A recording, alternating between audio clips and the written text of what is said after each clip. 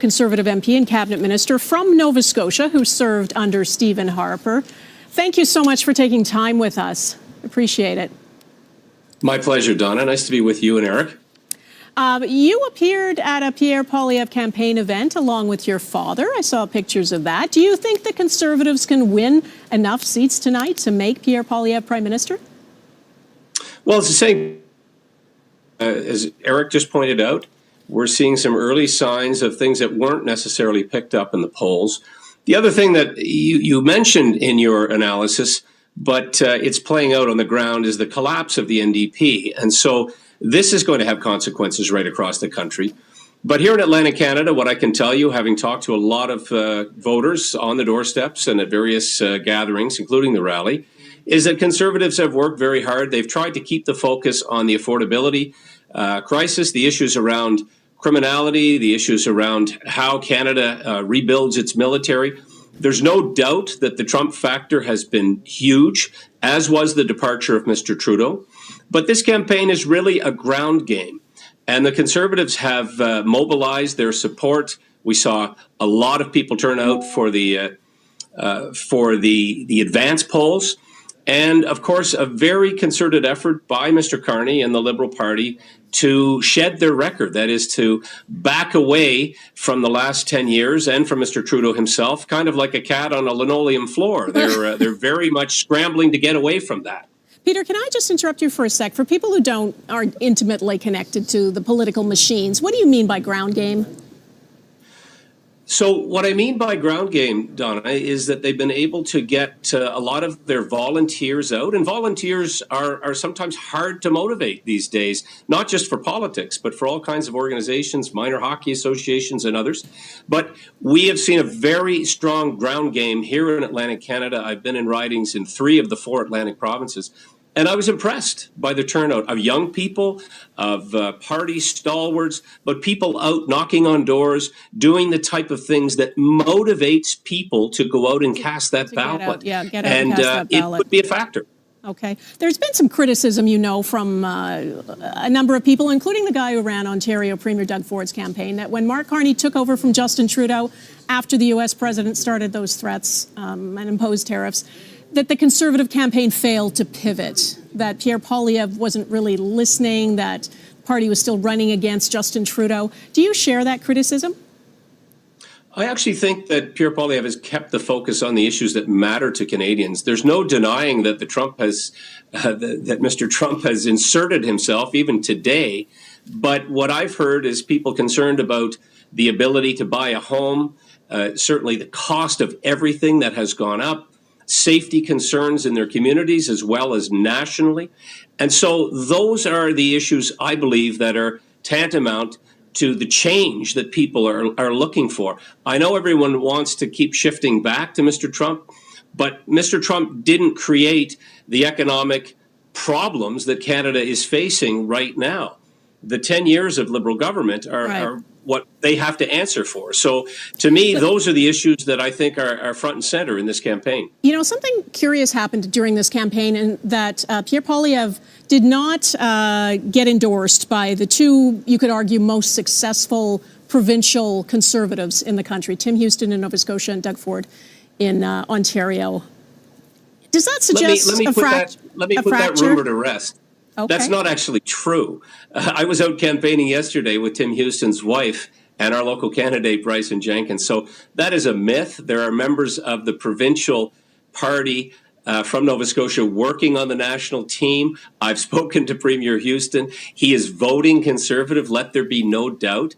I can't speak for Mr. Ford, but what I can tell you is that the parties here work closely together. We have a member of the Houston government running as a candidate in Cape Breton, and that is Alan McMaster. So I think there's been a little bit of spin around that issue. It's not true. I guess he wasn't out front and center, and Tim Houston put his own ad out that looked like a lot of people are thinking maybe he wants to replace Pierre Poilievre if Poilievre doesn't do so well tonight. Well, again, that's spin. What he put an ad out was promoting Nova Scotia in the face of tariffs. Okay. And what he has been really focused on, I can tell you, is building up Nova Scotia's immunity, if there is such a thing, for what may come. And so that rift story is always a good one. It's always one that circulates at election time. But the Conservative Party is very united. I am concerned about the unity of our country in what may happen after this election, and particularly the anger that exists in Alberta over pipelines. That's an issue that has not received the amount of attention that it should. I think Mr. Carney's been quite elusive on that subject. But building a national energy corridor, getting liquefied natural gas into a world market is really one of the lifelines that we need in this country right now. All right. Peter MacKay, thanks for taking time with us. We'll see what unfolds in Atlantic Canada. I appreciate your time. Thank you, Donna. Always a pleasure. And hello to Eric again. Great to see him there tonight. Peter, it's good to see you. As you say that from across the studio. All right, thanks. Eric, you have another interesting tool that will help us understand results as they come in. It's a swing meter, which parties are gaining and which are losing. Yeah, that's what we want to talk about here. Donna, the main seat totals on the bottom of the screen tells us who's ahead and who's behind. They do not tell us who's doing better or worse. So for example, right now it is, if I look over the scoreboard, it's the Liberals 11 and the Conservatives 3.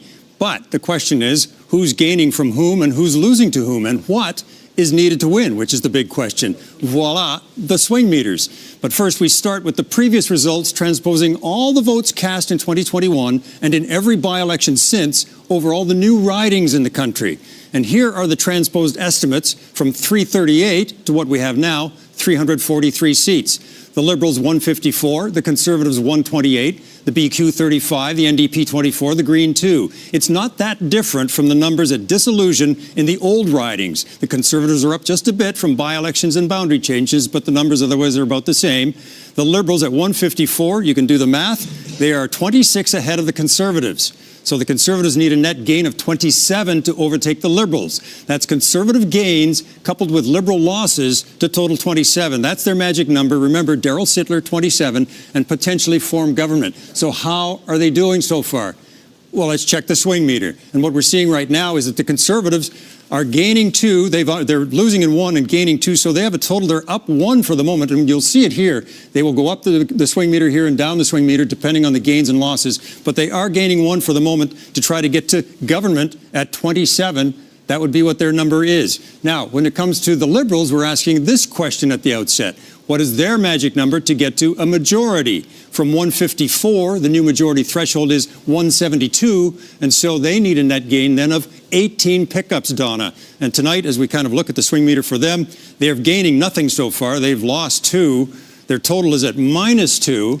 That's not getting them to the plus 18 that they need. For the moment, they just want to make sure that that minus and the Conservatives' plus numbers don't add up to 27 for the Conservatives, because if that happens, it means the Conservatives are challenging to form government, and the Liberals, if that's the case, will not be challenging to form a majority government.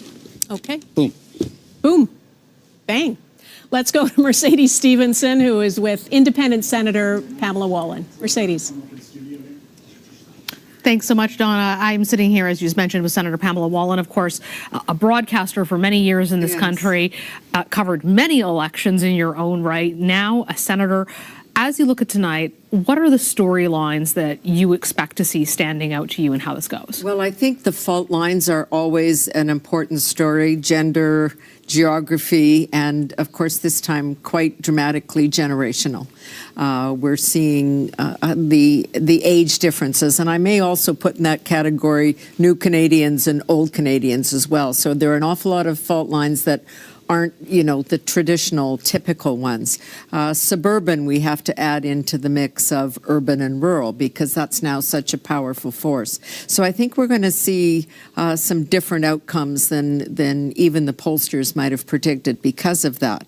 Obviously, we have two worldviews, one that believes that government can, to quote Mr. Carney, catalyze the activity we need, and the Mr. Poilievre, who wants to see less government standing in the way of business doing its work. So that's kind of another worldview fault line too. And of course, the big issue is your panel, and everybody has mentioned tonight, Mr. Provocateur, the President of the United States, which in turn has provoked some very heated rhetoric here from Mr. Carney. They want to break us and own us, and that has struck fear into the heart of the boomers, less so for the millennials because they're worried about those affordability issues. So you see how he's played into the domestic issues that are here. And I think we have to remember about the United States, and this casts our mind back to 9/11, where the ambassador from the U.S. of the day said, security always trumps trade. And we have focused a lot of the discussion, and President Trump's interventions have been on the trade issue. But he also held up a mirror to us about what we need to do for our own sake, and that does revolve around the border and security issues. Well, when you say that, I think it's interesting because I personally expected there to be a lot more about the border and like national defense in the election. Yeah. And there hasn't been. And in fact, the Conservatives want to spend $1 billion less than the Liberals. Yeah. No clear plans. No one's trying to accelerate defense spending to before 2030. Why do you think that is when it was such a big deal going into the election and then Trump stayed, but all those issues evaporated? Well, and it is a key issue. It will be a key issue. I mean, I think it's easier for people to focus on the trade issue because he talks about it every day because the tariff issue is there. But implicit in what he said at the beginning and what he says repeatedly, it's about security, folks. So it's about your contributions to NATO. It's about what you're doing on the border and whether you're keeping the bad guys out or letting them run across borders. So these things are going to emerge. It's a little bit, as we heard from Peter MacKay and others, that the energy issue, the climate issue, which is very core to Mr. Carney's view of the world, has not really been discussed in this campaign. So there are a lot of issues there that we are going to have to wrestle with when the votes are counted tonight. How do you evaluate Pierre Poilievre's performance in this election compared to Mark Carney's? Well, I think that they have both had a little bit of on offer the hope and fear that former premier in my province, Brad Wall, talks about. I think that, those issues, they've each taken a different take on that. Carney has improved over the course of the campaign in terms of his ability to campaign. He was a novice to this, but certainly not a novice to the world of public interaction and being on an international stage. And I think Mr. Poilievre, did suffer from having to change on a dime the strategy when the person you thought for 2 years you were going to fight against disappears. But I think they were both in an important way true to who they were. There were a lot of accusations against Mr. Poilievre for, not being able to change enough. He is who he is, and I think he tried to stay true to that, and I think Mr. Carney has learned a lot in the process of this campaign. Senator Pamela Wallin, we'll be back for more of your analysis later tonight. Thank you for joining us. It's great to be here. Gotta love election night. Absolutely, Donna. Everyone excited. We'll see what the outcome is. All right. Thanks, you two. Appreciate it. You can see at the bottom of your screen there some leading or elected numbers. They've ticked up for the Liberals. Liberals leading or elected in 13 now, the Conservatives in 3. These are results from Atlantic Canada. David Aiken is taking a closer look at what's happening there. David. Yeah, and I want to follow through on Eric Sorens's really cool new tool, that swingometer. I love that thing. That 13-3 might seem impressive if you're a Liberal, but it isn't. Taking a look behind me, you've got a lot of red here. That red is Liberal ridings that were Liberal at the beginning of the day, and right now Liberals are leading in those ridings. We got a funny little color right here. Why? I'll tell you why. It's a tie game. It's 11 votes to 11 votes. So you don't really get that. Not a lot of votes in. Rick Perkins is the incumbent in South Shore St. Margaret's, and Jessica Fancy Landry is a Liberal, and there's one vote for an independent. So we have that. So Liberal up there, Liberal in Northern New Brunswick, Liberal on PEI, Liberal in Central Nova, and going up to Cape Breton. That is, nothing's changed. I come back again. I want to check in again on those 2 Newfoundland and Labrador ridings. that we're Liberal to start the night, but right now Conservatives are leading, and we have a significant amount of polls in. Let's check in on Long Range Mountains one more time. Long Range Mountains, Carol Anstey has 54% of the vote. She's got more than 2,700 votes. Looking up here, I've got 51 polls reporting out of 253. So there's quite a few votes in already. And right now the Conservatives have a significant lead over the Liberals in Long Range Mountains. Western Newfoundland, that's Corner Brook. Now, coming over to the other side, tearing over the peninsulas, Jonathan Rowe, the Conservative, is leading in a riding that the Liberals did hold when the night started over Anthony Germain, the broadcaster. 70 polls reporting of 270. So there's a lot of votes on the board already, and we'll see how this goes. But right now, the Conservatives, I think, and now we've got 4 for the Conservatives. That's just coming in what we used to call New Brunswick Southwest, now St. John, St. Croix, which is John Williamson is the incumbent. Karen Ludwig did win in 2015 for the Liberals and beat John Williamson. She's back for a rematch. But right now, 52-17, St. John, St. Croix. That wouldn't be a change. That would be Conservatives holding. 14-4 is the score at the bottom. By and large, not a lot of change except in Newfoundland, Labrador. And again, coming back to Lisa Rait's comments, if the Conservatives can steal 2 in Newfoundland and Labrador, that would be a big, that would give them a lift as we start to get into some very competitive races in Quebec, Ontario, and so on. So back to you guys. Even when Stephen Harper won his majority, the Conservatives won only 1 riding in Newfoundland and Labrador. I mean, to win 3 would be really remarkable. So we'll see how that goes. Okay, we'll keep watching that. For now, with me is David Frum, a Canadian-American political commentator and a staff writer at The Atlantic. David, you have a foot in both countries, so you have 2 perspectives. Mark Carney has called this the most consequential election in our lifetimes because of the threat from Donald Trump. Do you think that's accurate or hyperbole? I'd put it as the most consequential since 1988, but maybe my lifetime has been longer than other people's. 1988 was the election where Canadians voted on the U.S.-Canada Free Trade Agreement, which bound Canada more closely to the United States. The Americans, and that was a decision that went in favor of close relations and redounded well to Canada's benefit. It's made Canada richer and more dynamic. The Americans have now torn up that agreement, broken faith on the U.S.-Canada agreement, the NAFTA agreement that followed it, the U.S.-Canada and Mexico agreement that followed that. And so Canadians trying to hold on to this vision of North American free trade are now challenged by a United States that has turned its back on its own idea. So do you think that, as Mark Carney says, the U.S. is no longer a reliable partner to Canada?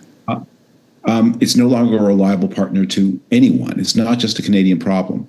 But the decision that Canadians have to make, and the danger of some of the decisions that are being faced this night, is that because the Americans have lost faith in the idea of free trade, free markets, private enterprise, that doesn't make it right, and that doesn't encourage Canadians to do the same. And Canada has to find a way to hold on to things that are true, that private enterprise works, that markets work, the trade works, and not make it an issue so much about the U.S.-Canada bilateral relationship, but make it about the inherent power of these ideas. Canada will need to trade in freedom with whoever will trade in freedom with Canada. Does it actually, this is maybe a stupid question, does it matter who the Prime Minister is in Canada when you're dealing with someone like Donald Trump? If he's after our resources, if he's after the Arctic, is a new Prime Minister going to make any difference to his mission? Why would you disparage your question? That's a very powerful question. And personalities matter a lot in history, but they often matter in surprising ways. And Donald Trump has behaved in surprising ways. That we had an interview with him just today in The Atlantic, where he made clear he knew he was hurting the Conservatives. And you might think he's more pro-conservative than pro-liberal, or maybe, but you might think that. But he knows he's done terrible damage to the Conservative Party candidate. In Canada. And he seems to take pleasure in it. Like he's talking about... He seems to take pleasure. He said today, the Canadians dislike me so much, and they cost the Conservatives 25 points. And he took pleasure in that. And it's kind of hard to figure out why would that make him happy, but it seems to make him happy. Is that a sort of implied endorsement of Mark Carney? I think look, he likes pain, he likes trouble, he likes mischief. He doesn't like any other human being on this planet other than himself. He doesn't like his wife. He doesn't like his children. I can't believe he likes Mark Carney or Pierre Poilievre either. But he seems to like the chaos he's capable of breeding and the damage he's capable of doing to a fellow democracy that is a neighbor and was a close friend. So as you watch the campaign unfold, who do you think is best suited to take Canada through the uncertainty of the next 4 years and build these new relationships beyond the U.S.? I don't think it's a question of personalities. I think it's a question of policies. That Canada needs to not let the United States push it into doing things that are harmful. Don't pile up barriers to trade for yourself just because your neighbor is doing that stupid thing. Don't turn your back on the world. Don't let the government direct where capital goes. Don't tell savers they must spend more of their savings inside Canada, which is only 2% of world capital markets, and turn their back on the rest of the world. Whatever the Americans do, Canada must be bound to free trade, free markets with the rest of the world. All right. David Frum, thank you so much for taking time with us. Thank you. Bye-bye. He's so right about Donald Trump, and he likes to stir things up. Mm-hmm. And if he's seeing that he's having some kind of impact on the campaign here, that'll just tickle him. He knew that he was having an impact. Yeah. And he takes, according to David, took pleasure in it. Yeah. Yeah. All right, we're back with live coverage of Decision Canada in a moment.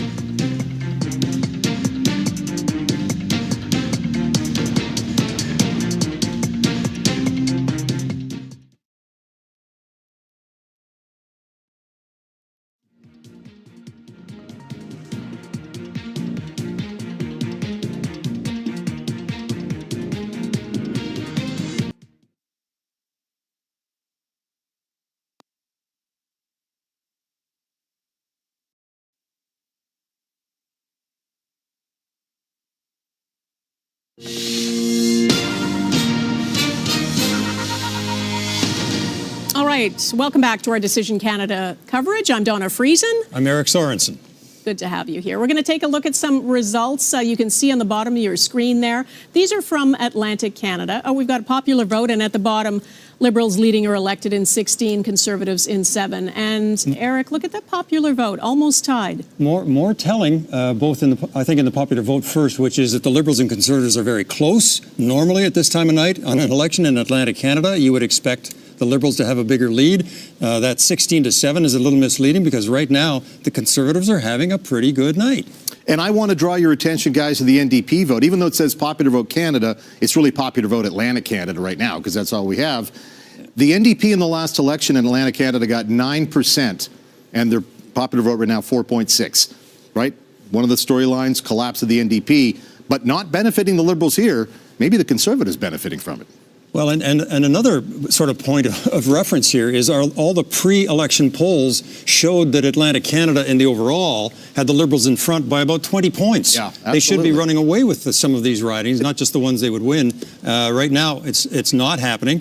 You know, as you're pointing out in the map, David, these are all ridings that the Conservatives won in 2021, so they're holding those. They're for the moment. They're even picking up 2 in Newfoundland and Labrador, and that is remarkable. That is the most remarkable thing we're seeing so far. Still some ridings not reporting. For instance, we don't have, St. John has not reported. Nothing from Fredericton. So, I mean, there's still a lot. The numbers are going to definitely change. And we do have one riding which was Conservative at the beginning of the night, which is now where the Liberal is leading, and not by much. I'll just pop that up. That's Acadie-Annapolis. Chris d'Entremont is behind by 3, count them, 3 votes to the Liberal Ronnie Lamont. But again, that's just very early, 4 polls in, and we have to put it into the Liberal column right now. But yes, elsewhere, things are sort of unfolding. Now we have broken that tie in South Shore St. Margaret's, and Rick Perkins now has a 2-vote lead. Where's my hand so you can see it there? 2-vote lead on the Liberal. So it really kind of feels a bit slow, the results coming in. I don't know, maybe I'm just used to, I'm so eager to get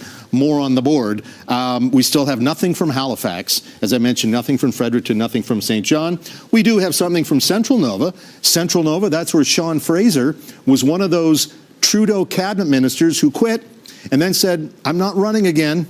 And then some guy saying Mark Carney came along, and Sean Fraser went, oh, maybe I will run for that guy, Mark Carney. So he's up in Central Nova again, and he's got a 24-vote lead over Bryson Jenkins. I think we heard Peter MacKay talk. This is Peter MacKay's old riding, and I think we heard Peter talk about campaigning for Bryson Jenkins. So that's what's going on in Central Nova. But essentially everywhere else in Atlantic Canada, I'll just try and pull that up to get the overall picture.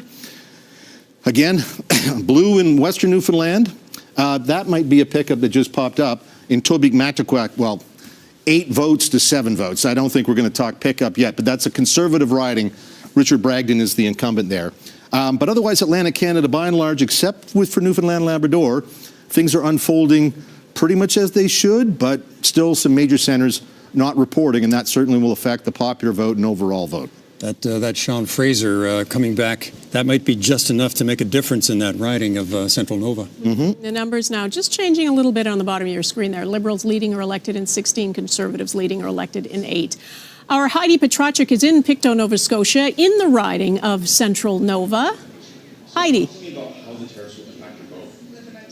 Well, Donna, it's interesting to hear you talk about Central Nova and to hear David kind of drill down into the results here. Sean Fraser, who is the Liberal incumbent here, who came back after that call from Mark Carney, is watching results at home, and I'm told he will come here once those results, are more solidified. And I do know that there is a bagpiper on standby here in true Nova Scotia, New Glasgow fashion, perhaps to pipe Sean Fraser in, maybe depending on whatever that result is. This is an interesting riding because Sean Fraser has held it for the Liberals for quite some time, since 2015.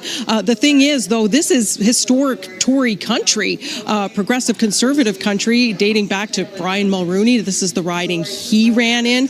Also, Elmer MacKay. You spoke to Peter MacKay. Well, Elmer MacKay, Peter MacKay's father, ran here and held the seat for years, as did Peter MacKay. So you have an interesting dynamic here. And I think when Pierre Poilievre came to this area, he came to Trenton, Nova Scotia, and held a big rally last week. It was really to try to draw from the progressive conservative vote. And Peter MacKay, as you had mentioned in your interview with him, made an appearance at that rally. Now, PC Premier Tim Houston did not. As Peter MacKay mentioned, his wife has been on the campaign trail with the Conservative candidate here, Bryson Jenkins, who's a new political face, hasn't been in politics before. He's a real estate agent around these parts, but he's also worked in the Alberta oil patch. He's well known around here. And on Friday, Tim Houston did say that he cast his ballot for Bryson. So Tim Houston's support does go that far along party lines in that regard, at the very least, despite that video coming out in the end. So they're decorated for a party here at the watch party. Things haven't really, pumped up in terms of excitement yet. We are waiting to see more numbers come in as we do. But Central Nova, it's interesting, things are actually closer than perhaps polls would have suggested at this point. And what happens now is we just wait for those ballot counts to continue and see what happens when Mr. Fraser makes an appearance here at the Glasgow Theatre. So it will be interesting to see, a very interesting riding, and it will be interesting to see if Pierre Poilievre's appearance here really managed to pull out more votes for Bryson Jenkins, Donna. Yeah. All right, Heidi Petracek, thanks. Watching that riding closely, the Liberals 49 to 48 for Sean Fraser. That they cannot breathe easily right now. He was talking about, or she was talking about Peter MacKay. His dad. This riding was so conservative that Peter's dad, Elmer, could give up the riding temporarily so that Brian Mulroney would have a safe conservative riding to get into Parliament. This would be 42 years ago. That's how conservative this part of Nova Scotia was back in those days. And it was Sean Fraser who flipped it to the Liberals, I think, in 2015. And has been holding it pretty steadily. Yeah. It's looking a little more precarious tonight. Yeah, we'll find out if they cue the bagpipes over there. All right, let's go to Mackenzie Gray at the Liberal headquarters in Ottawa. Mackenzie. Hi, Donna. We're here with Sachin Mehra, the president of the Liberal Party. Sachin, thanks for joining us. What do you make of the early results tonight in Atlantic Canada? First of all, Mackenzie, it's great to be here. Thank you very much. Appreciate that. The polls are early. They're still coming in right now. We know that we've got candidates and teams working hard to make sure they get out the vote. They've been going from very early on this morning. And just for a moment on that, a huge thank you to all our volunteers from coast to coast to coast, our candidates that have been working so very, very hard, and our leader, who's been amazing, coast to coast to coast, talking to Canadians and really listening with them and their messages. It's early tonight with these results, but we saw in advance voting that there were over 7 million Canadians who voted. When you match up the names of the people who voted there with what you guys have internally, how do you feel how the advance voting period went? Well, first of all, no election is won or lost till that last vote is counted, and I think that's very, very important. We're seeing the numbers coming in right now, but we're going to see as they come in throughout the country. It was important and good to see a huge number in an advance vote, and I think that really speaks to the moment where our leader has really risen up to and the concern that Canadians have. We've heard it at the door. We are seeing it with the long lines of polls today. It's going to be good to see across the country as the numbers come out. Obviously, for the Liberal Party, it's been a very busy few few months. You had the leadership race, Mr. Trudeau resigning.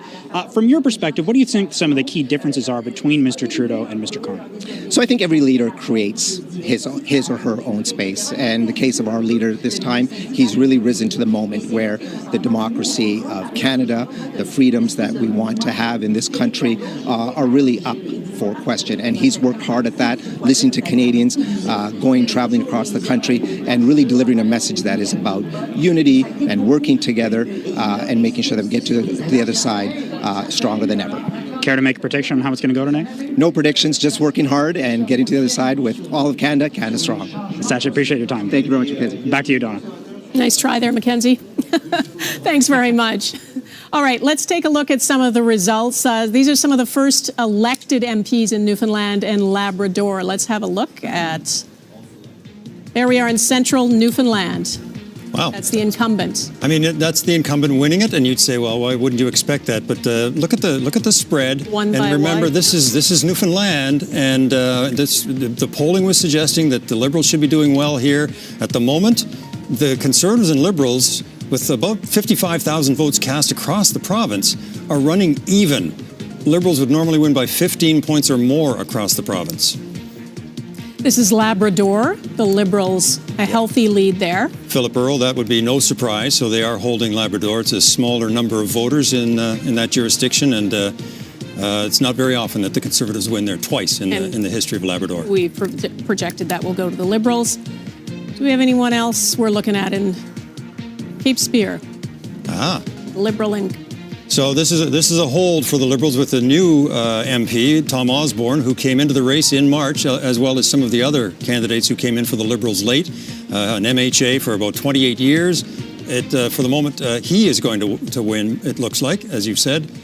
Still a couple of question marks for the Liberals in Newfoundland and Labrador. And look at the scoreboard. It's 13-13. And as Lisa Raitt was saying earlier, if the Conservatives can get up to even 10, because they're normally getting around 8, in Atlantic Canada. They often lose by 3-1 in the total seat numbers in Atlantic Canada. Right now, it's 13-13. This is a real developing story right now. All right. I want to find out what our political panel thinks about it, particularly the man from Newfoundland and Labrador. Mercedes, over to you. Absolutely. Well, I want to start with Lisa, because, Lisa, we're watching these results come in. Yeah. This is better than we expected for the Conservatives. You're also from Atlantic Canada originally. Yeah. Do you think that we're going to see more blue there, or do you think this is just early on? I think it's early on. I want to know what's in the advanced poll. Mm-hmm. I think that this whole thing could flip very easily when those big numbers come in, all in one polling station. And we'll have to wait to see what happens. But I'm pretty happy. You know, I wish I actually had a real bet with Seamus on this tonight, but it's okay so far. Oh, no, numbers are in. And Seamus, we just saw your old riding pop up there. It's swinging Liberal, where you were door knocking, swinging Conservative. What are you inferring? I'm sure you had the one that was your riding. Clearly, you made a good impression. Maybe not the door knocking so much, but and Tom Osborne, stands on his own. I'm very happy for Tom. Those numbers look very, very good for him. Not surprising. He's an excellent candidate.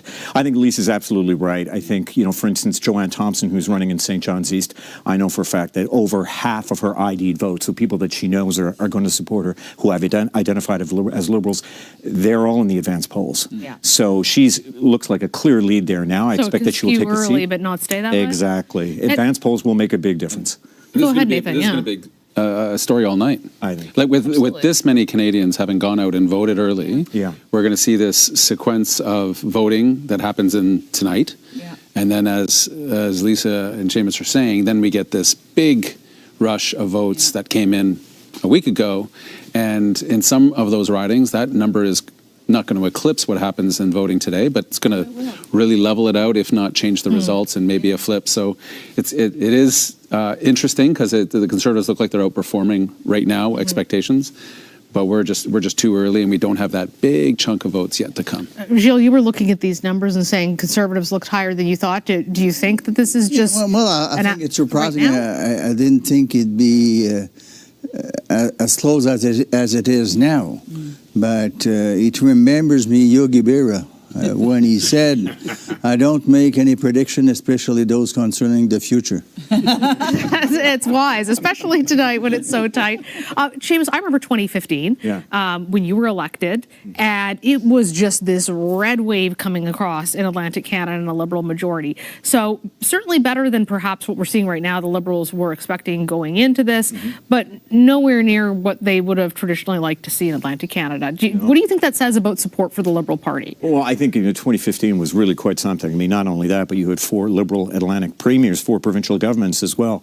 I think what you're seeing now is, something that I brought up earlier. I think there is a very real divide in this country between rural and urban, and I think that that's something we got to watch for. I know a lot of the issues that you're seeing in ridings, not only in Newfoundland and Labrador, but also throughout Atlantic Canada, are also related to the fisheries.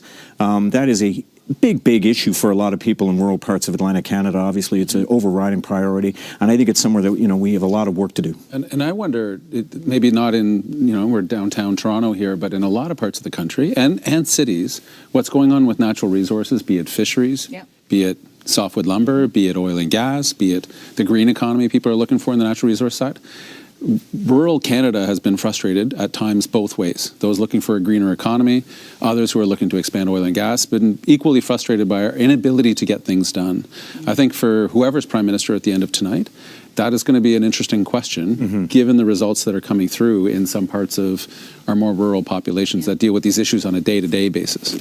So on these numbers, though, what's interesting is, remember, Atlantic Canada, the Liberals were up like 50% in terms of polling numbers. And look what we have here right now. So extrapolating that in Ontario, where it's a more 4-point lead, Lots of close ridings here. Do we have a shy Conservative voter out there? Shy Conservative that didn't say this at the polls when polled. Yeah. But then quietly went out and voted. Or you couldn't get them on the phone because they don't answer phones because they're all under 25. I've never known Conservatives be shy, though, Lisa. In my experience, but they were in both the polling for the provincial election and for the U.S. election. The numbers did not sustain the kind of landslide victories the Conservatives would have. Jill, do you think that's a possibility here? The polls in Quebec, I would say, are different. Since let's say that Nanos is polling 1,200 people, it would mean 300 people in Quebec, all in all.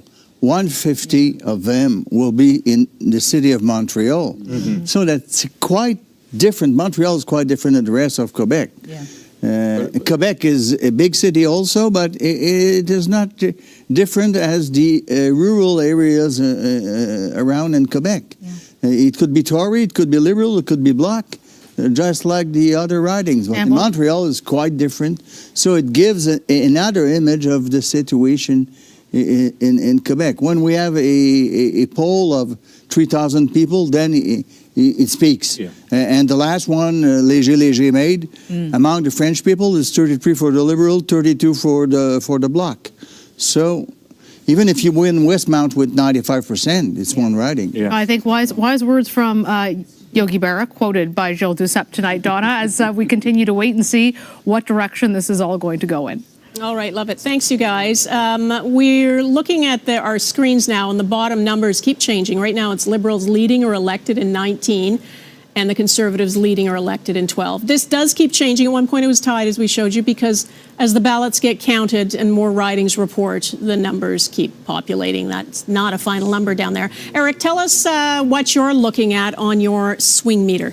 Well, as the wise Yogi Berra once said also, it ain't over till it's over. And right now, the story that's developing for the moment is the Conservatives, and let's look at the swing meter for them. Remember, their magic number to get to government would be a swing of 27, plus seats for them, negative seats for the Liberals. For the moment, they are gaining 5. They've lost 1 for a total of +4. So they're at +4. But you add to that the Liberal numbers, which are at -4, because the Liberals right now have only gained 1 seat or only gaining 1 seat, but they're losing in 5 others. They're at -4. You put those two numbers together, -4 and +4, you have for the Conservatives +8. That is starting to climb towards 27. And this is just Atlantic Canada. So, for example, the Liberals are looking to gain to get to the majority of 18. They're sitting down at -4 right now. They're heading in the wrong direction to head for a majority. So at this stage of the evening, some really interesting numbers that are foreshadowing, if it carries on like this, that the Conservatives are starting to make a move that could be very much threatening to get to their number, Donna, for to form government. Way too early to say that, but I don't think anybody saw these numbers coming up for us that the Conservatives would be pulling ahead and up to like 10 ridings in Atlantic Canada already. That's a good evening for them in Atlantic Canada, I have to tell you. You know, what our political panel raised the issue of the advance votes, and there were 7.3 million Canadians who voted in the advance polls. That's a record number. All those people made up their minds before where we are today, April 28th.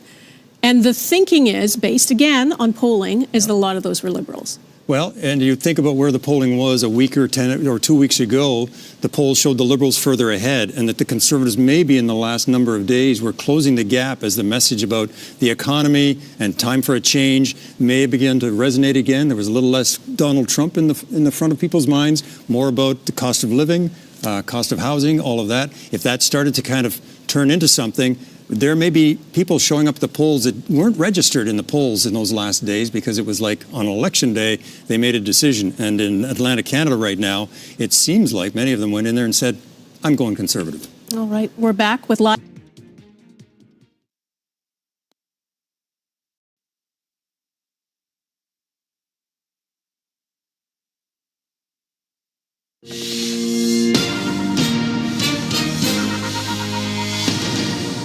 Welcome back to our Decision Canada coverage. I'm Donna Friesen. This is Eric Sorensen, and we're going to get right to some boards, showing some results in Atlantic Canada. These are ridings where the Conservatives are leading in what were Liberal ridings. That's Long Range Mountains. We've been watching that one closely, Eric. Yeah, Don Bradshaw came into the race, as did Anthony Germain in another Newfoundland riding. Both of them broadcasters. Both of them came into the race in March when the Liberals looked like they were now building up a head of steam, and both of them are in some trouble. Okay, what else do we have here? Terra Nova, the Peninsulas. Conservatives not leading by as much as the other one, but still. Has to be a concern for the Liberals. You know, Anthony Germain is very well known, at least in the journalistic community. I worked with him many, many years ago, and he's well known in Newfoundland and Labrador. But this seems to suggest, you know, that there has been voters just got to the polls and in more numbers than expected. And this is one we're watching very closely. We talked about this, Central Nova, where Sean Fraser had flipped this to Liberal back in 2015. He's back in the game now. But he is just a smidgen behind at this stage. It's early with 30 polls reporting, but this would be one. I mean, he's a cabinet minister. You know, I mean, the Liberals would think they could put that one in the bank. Okay, the Conservatives in the last election had 8 seats in Atlantic Canada. On our board now, they're leading or elected in 10. Let's go to David Aiken. What are you looking at, David? Yeah, I'm looking at these results. You know, you asked Peter MacKay about ground game. I can tell you because it's my job to track where Pierre Poilievre goes. He had been working Newfoundland Labrador hard for the last year. Lots of visits into central Newfoundland, into Gander, into Corner Brook, trying to get those seats and might be paying off. You mentioned this is the map of Atlantic Canada right now. Every riding except for Charlottetown. We have no results for Charlottetown, but we have results everywhere else. So right now the Conservatives would be one pickup. Things are moving around kind of quickly. This is a potential pickup, maybe a surprising result. This is northeastern New Brunswick, French-speaking New Brunswick, right on the border with Quebec, Madawaska-Restigouche. There is no Liberal incumbent here. René Arsenault was the MP. He's decided to retire. Michel Morin, the Conservative, with a slim lead, 76 votes over the Liberal. That is northeastern New Brunswick, Madawaska-Restigouche. So that would be a potential pickup for the Conservatives. But then the Conservatives are losing in South Shore St. Margaret's right now. Rick Perkins, the incumbent, is behind by 31 votes. A lot of very tight races here. We're going to, I think, be watching some of these for a little while. And then, again, you mentioned, I always want to go to central Newfoundland as well, where we've already projected Clifford Small the winner. Right now, he's leading by 3,700 votes. We projected him winning. I'm going to go back to 2021 when Clifford Small beat Scott Sims by 281 votes, 46-9 to 46-0. So that is a big improvement in Clifford Small's numbers. Cliff Small has been leading a lot of work in Newfoundland. Now we have a change. We're talking about Western Newfoundland Long Range. Oh, sorry, that of course. Let's get on 2025. That was Long Range Mountains, as we said. Carol Anstey, This is her second time on the ballot. A real estate broker from Deer Lake. She's been working hard. So there's some interesting results here. Conservatives now leading or elected in 9. That would be a gain of +1. But they're losing, so down in South Shore St. Margaret's, so they're really taking away 2 seats, and one of those just might be Sean Fraser in Central Nova. This is turning out to be very interesting, Donna. It's why they play the game and why we don't take all pollsters exactly at their word. We want to see how the votes are actually counted. And some very interesting stuff. A very good night right now for the Conservatives. Yeah, absolutely. David, thank you. Eric, you are checking in again on the popular vote in Atlantic Canada. You know, you're thinking, well, maybe these numbers just aren't real yet. Maybe we're going to see something else. But look at that. This is, let me run around the numbers here and be able to look at them with you. Like the Liberals, for the moment, they're at 49 and the Conservatives at 44. But the Conservatives are up about 12 points from what they would normally be. The Liberals are up only a few points. The NDP vote has collapsed down to 4% in Atlantic Canada. They were roughly 16, 17%, so their numbers have collapsed, but they haven't all gone over to the Liberals. In fact, more, it would seem, have been going over to the Conservatives, and the Liberals are just kind of hanging on ahead of them. It's remarkable numbers that we're seeing right there, Donna, but it does suggest that the numbers we're seeing on the boards, 21 to 10, that's very real, that the Conservatives are not accustomed to winning more than just a few ridings. I guess you'd have to go back to Stephen Harper's majority when he won, I think, 12 ridings in Atlantic Canada. This is so far shaping up like not a bad night, because that was a majority government for Harper. So this is maybe not going to reach that. But this is better than they would have expected and not as good as the Liberals would have expected. A lot of close races, though, and a lot of those ridings, there's no winner declared at this point. This is leading or elected, right? Yeah. So they can flip That's right. Back and forth. And as Lisa Raitt said, there may be some big numbers from advanced polls, and as you were saying, if those come in and they haven't been counted yet, and all of a sudden they flood in, you could actually see numbers bounce around a little bit. All right. Let's go to Taria Isri at Conservative Party headquarters in Ottawa. Taria, the Conservatives must like what they're seeing so far. Yeah, we've heard cheers erupt several times here. There's definitely a lot of excitement building because the Conservatives are outperforming expectations in Atlantic Canada. Let's bring Ben Mulrooney back in.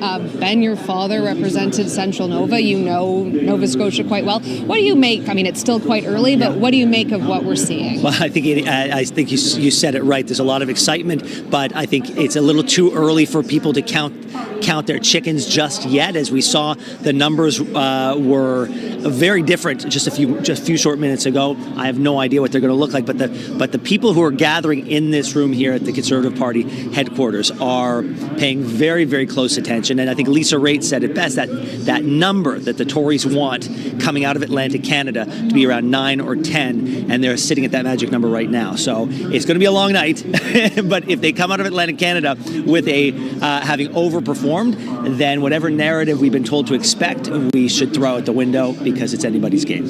Yeah, I mean, as you said, it's leading or elected. Yeah. We don't know, but what do you think? What do you think worked for the Conservatives in Atlantic Canada? Was it really focusing in on the carbon tax? I mean, that was scrapped, but there was a lot of anger around that. Well, that was the beginning of the end for the Trudeau edition of the Liberals when they had that special carve out for the carbon tax and they were.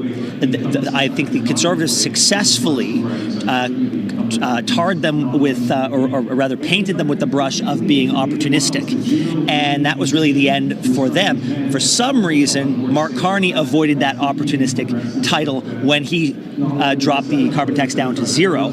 But who knows? Maybe in Atlantic Canada, there are people who believe that it's Pierre Poilievre and the Conservatives who are responsible for getting rid of the carbon tax. I mean, Pierre Poilievre made a point to travel to Nova Scotia in the last week. He held a large rally in Trenton. What do you think his ground game was like in Atlantic Canada? Well, he was able to pull in massive numbers, and not just in the big cities. He was in Trenton. He had an event in PEI where it felt like the entire island came out for him. I mean, so it's not just big urban centers where he was able to bring a lot of people together. So I think the enthusiasm, even in small towns and even in Atlantic Canada, has been there for him. It's just about harnessing those who will vote for him and mobilizing them and getting them to come out and vote.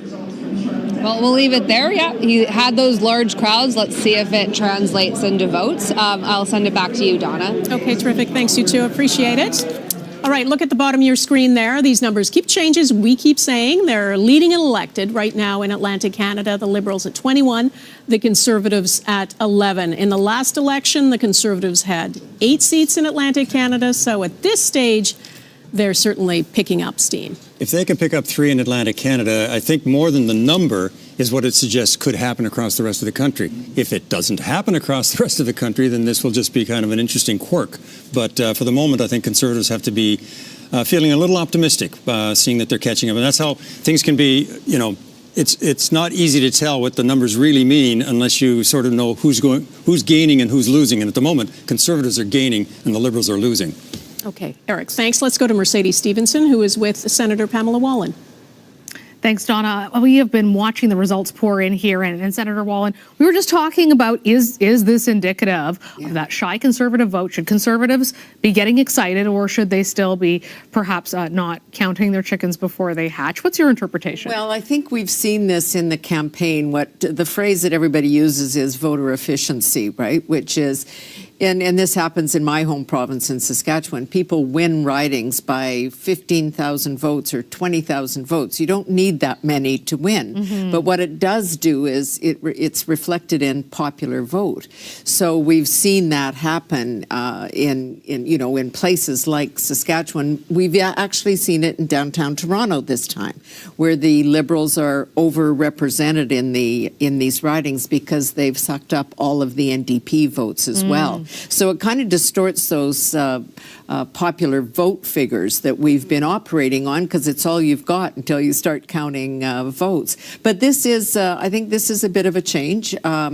And I do think there are some of those sleeper issues there that we were talking about earlier, things like the carbon tax and energy, those things that are still very real for people who are dealing with affordability issues. Mm-hmm. Seamus talks about the rural and urban. That's very true in a lot of parts of this country where, yes, they may be concerned about Donald Trump and he shouldn't be butting in, but honestly, can you feed the kids and pay the rent? So I think that's some of the issue. And as we well know, there's a lot of people who live in Atlantic Canada that actually work in the oil patch and commute. I'm with them on the plane all the time going back and forth. So they have an understanding of that issue and an appreciation of that issue. And so we don't know yet, but I think we're seeing something interesting. Well, it was interesting to watch how this developed on the campaign trail. When you talk about oil and gas, you're from Saskatchewan, I'm from Alberta. Yeah. Prairies, where this is a huge industry, and not just the prairies. It's huge for Canada's GDP. Right. And we had both Mark Carney and Pierre Poilievre saying, essentially, we need to be an energy superpower. We need energy independence. We've got to build the pipelines to get stuff out. But Mark Carney still wants to keep the industrial carbon tax. Right. He wants to keep the pollution cap. And there's a lot of questions around reversing the tanker ban. I interviewed the head of Bill 69. Exactly. Yeah. I interviewed the head of TransCanada Energy, which is one of the biggest energy companies in the world. And they said, look, all those have got to go. Now, of course, got to go. Of course, energy companies are going to want all of that out. They're going to want maximum access. But do you think that moved anyone's votes, or are those votes so locked in Alberta, in Saskatchewan, in some parts of Manitoba and Atlantic Canada, that anything short of what Pierre Poilievre promised, which was to pull all of that off, has an effect? I think the voters in those areas are very sophisticated on this. My neighbors at home that are farmers, they understand what the carbon tax means and what emissions cap means. Everybody thinks that's just for oil and gas.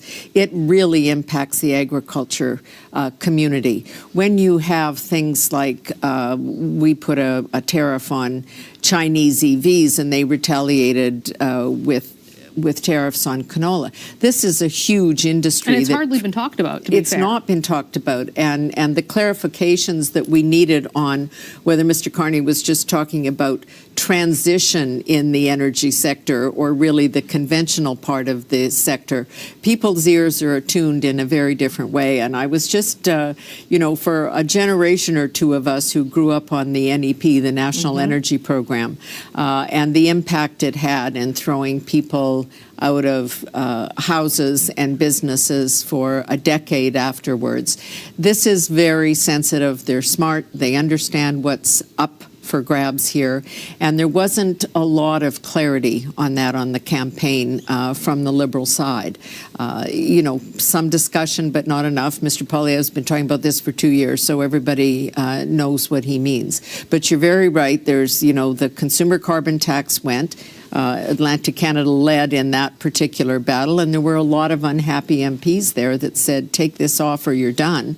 So, it may have had an impact, but we're still looking at clean fuel and legislation that would need to be changed to make anything happen significantly. Well, and a lot of issues in this election that are important to a lot of people, including that one, of course, Donna. Lots of folks concerned about the effect on the environment as well. Right. So that is just some of the things that people are thinking about as they choose who to cast their ballot with. Yeah, and it's curious, how many people in rural areas get caught in the public opinion polling that goes on. I know.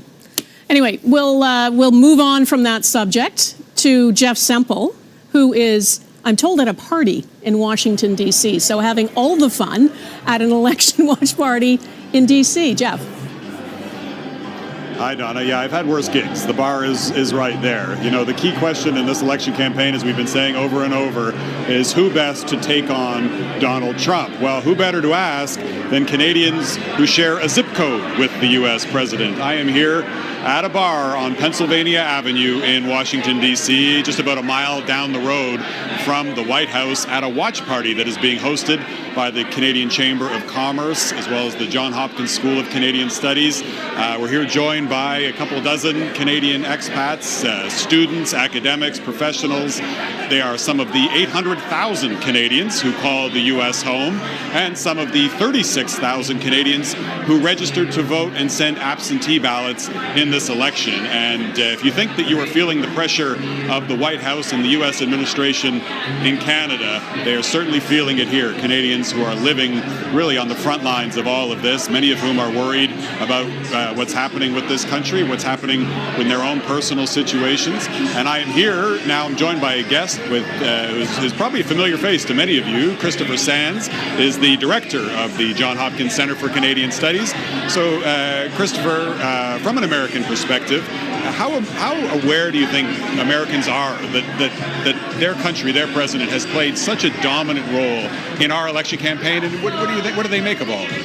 Well, a lot of Americans feel like the U.S. will have an outsized influence in the election. But what's been really interesting this year is the coverage. Whether it's Bloomberg, Wall Street Journal, New York Times, everyone's keyed in on the fact that Canadians are responding to Donald Trump even more than to Justin Trudeau before.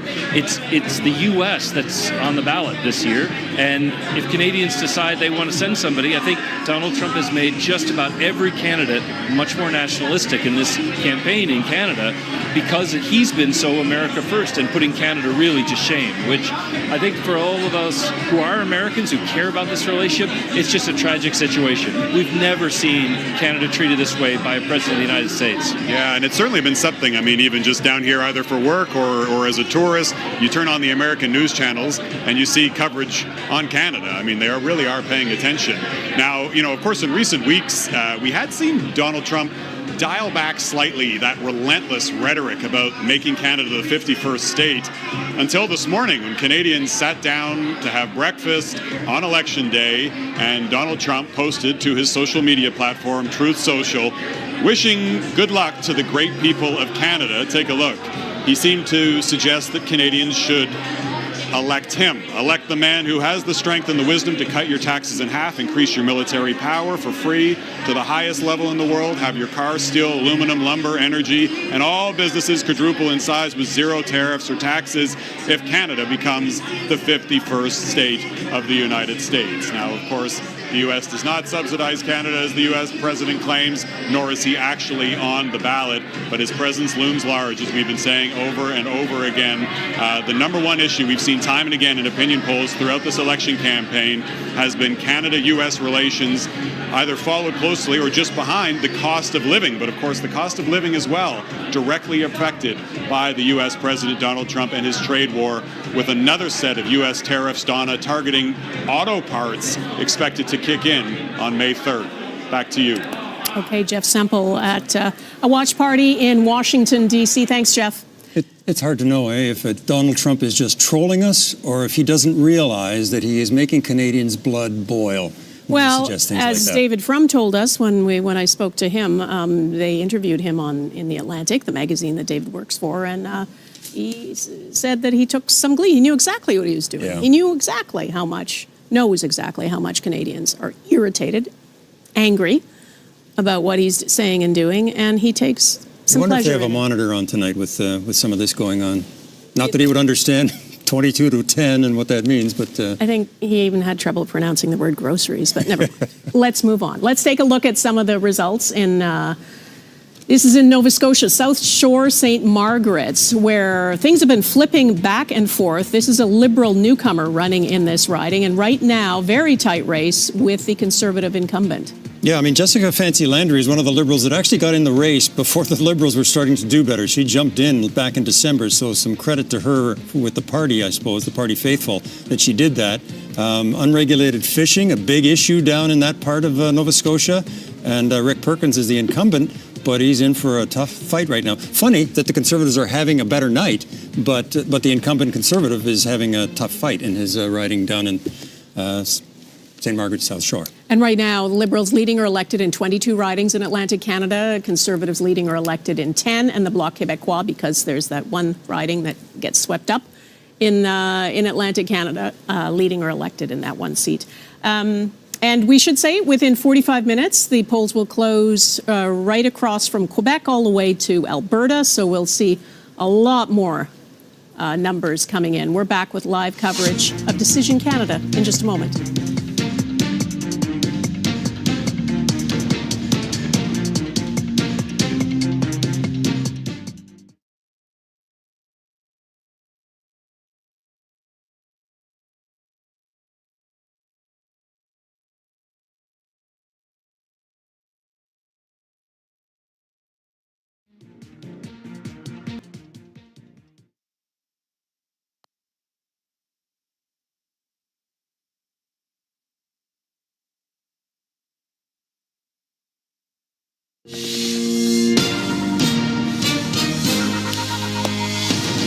Welcome back to our Decision Canada coverage. I'm Donna Friesen. I'm here with Eric Sorensen. We're going to take a look at some of the closest races shaping up right now in Atlantic Canada. All right, where are we going to start with that? South Shore, St. Margaret's. We just took a peek at that, and it's pretty much neck and neck for the Conservative incumbent and the new Liberal candidate, new to politics. Not much has changed there yet, but a lead of 102 votes out of some 14,000 cast so far. So that's a pretty close race. And this is Miramichi Grand Lake. Again. This is Lisa Harris trying to, a second time now, former MLA. She ran in 2021 against a different Conservative who's not running this time. And so Mike Dawson trying to hold that for the Conservatives. And do we have one more? Central Nova. Yeah, this is one we've been watching closely. Wow. Sean Fraser, the incumbent, still just a little bit behind the Conservative, Bryson Jenkins. I think we have to wait and see how all of those numbers count up at the end of the night, because that would be a very big upset if that were to happen. And Terra Nova, the Peninsula, is the Liberal, Anthony Germain, just behind the Conservative, Jonathan Rowe. Still 100 polls yet to be counted, and again, we don't know if some of the advance votes might come in that could change things around, but that one is too close to call. At the moment, I mean, it means the Conservatives for the moment are leading. They're picking up an extra 3 ridings that they didn't have in 2021. One of them, 2 of them in Newfoundland and Labrador, and one of them in Nova Scotia. At the moment in New Brunswick, they're just winning the same 4 ridings they won last time around, but again, it's a good evening for the moment for the Conservatives. We should say leading or elected means if there are tight races, those can flip back and forth. And that's why that number you keep seeing on the bottom of your screen keeps changing from, now it's Liberal 22, Conservatives 10. It's been going kind of up and down on both sides. So we'll keep an eye on that. Okay, Daryl Bricker and David Aiken are over at the touchscreen. Yes, and Daryl, good to have Daryl Bricker of Ipsos doing some polling for me. Great to see you, Daryl. This is an exciting night for you. Before we talk about some neat stuff you've done, just want to alert you to the one BQ there. And I know our friend Monsieur Gilles Duceppe will be excited to hear that finally the BQ might be making a breakthrough in the Gaspé. The BQ has long wanted to win the Gaspé, but Diane Leboutillier has been standing in the way. It's a new riding. That whole part of the Gaspé got rejigged. Right now, Alexis Deschênes, running for the second time, is leading, not by much, 245 votes over Diane Leboutillier. So we'll keep an eye on that. They operate a half an hour after Atlantic, about a half an hour before the rest of Quebec, if you can figure that out. And then we just saw the one that flipped to South Shore St. Margaret's. Enough of that. Daryl, let's talk about some really neat work you've done. Ipsos has had some exit polls that you've been able to ask people as soon as they come out of the polling booth. So lots of things about how they voted. We can't talk about the way they were going till later on, but I want to pull this up. We've got a few things. Let's talk, first of all, about this top question. So we've been talking about this being a campaign of differences, a campaign of cleavages or splits. You really do see it when it comes to the issues that people are voting for. So which of the three issues are people most interested in voting for?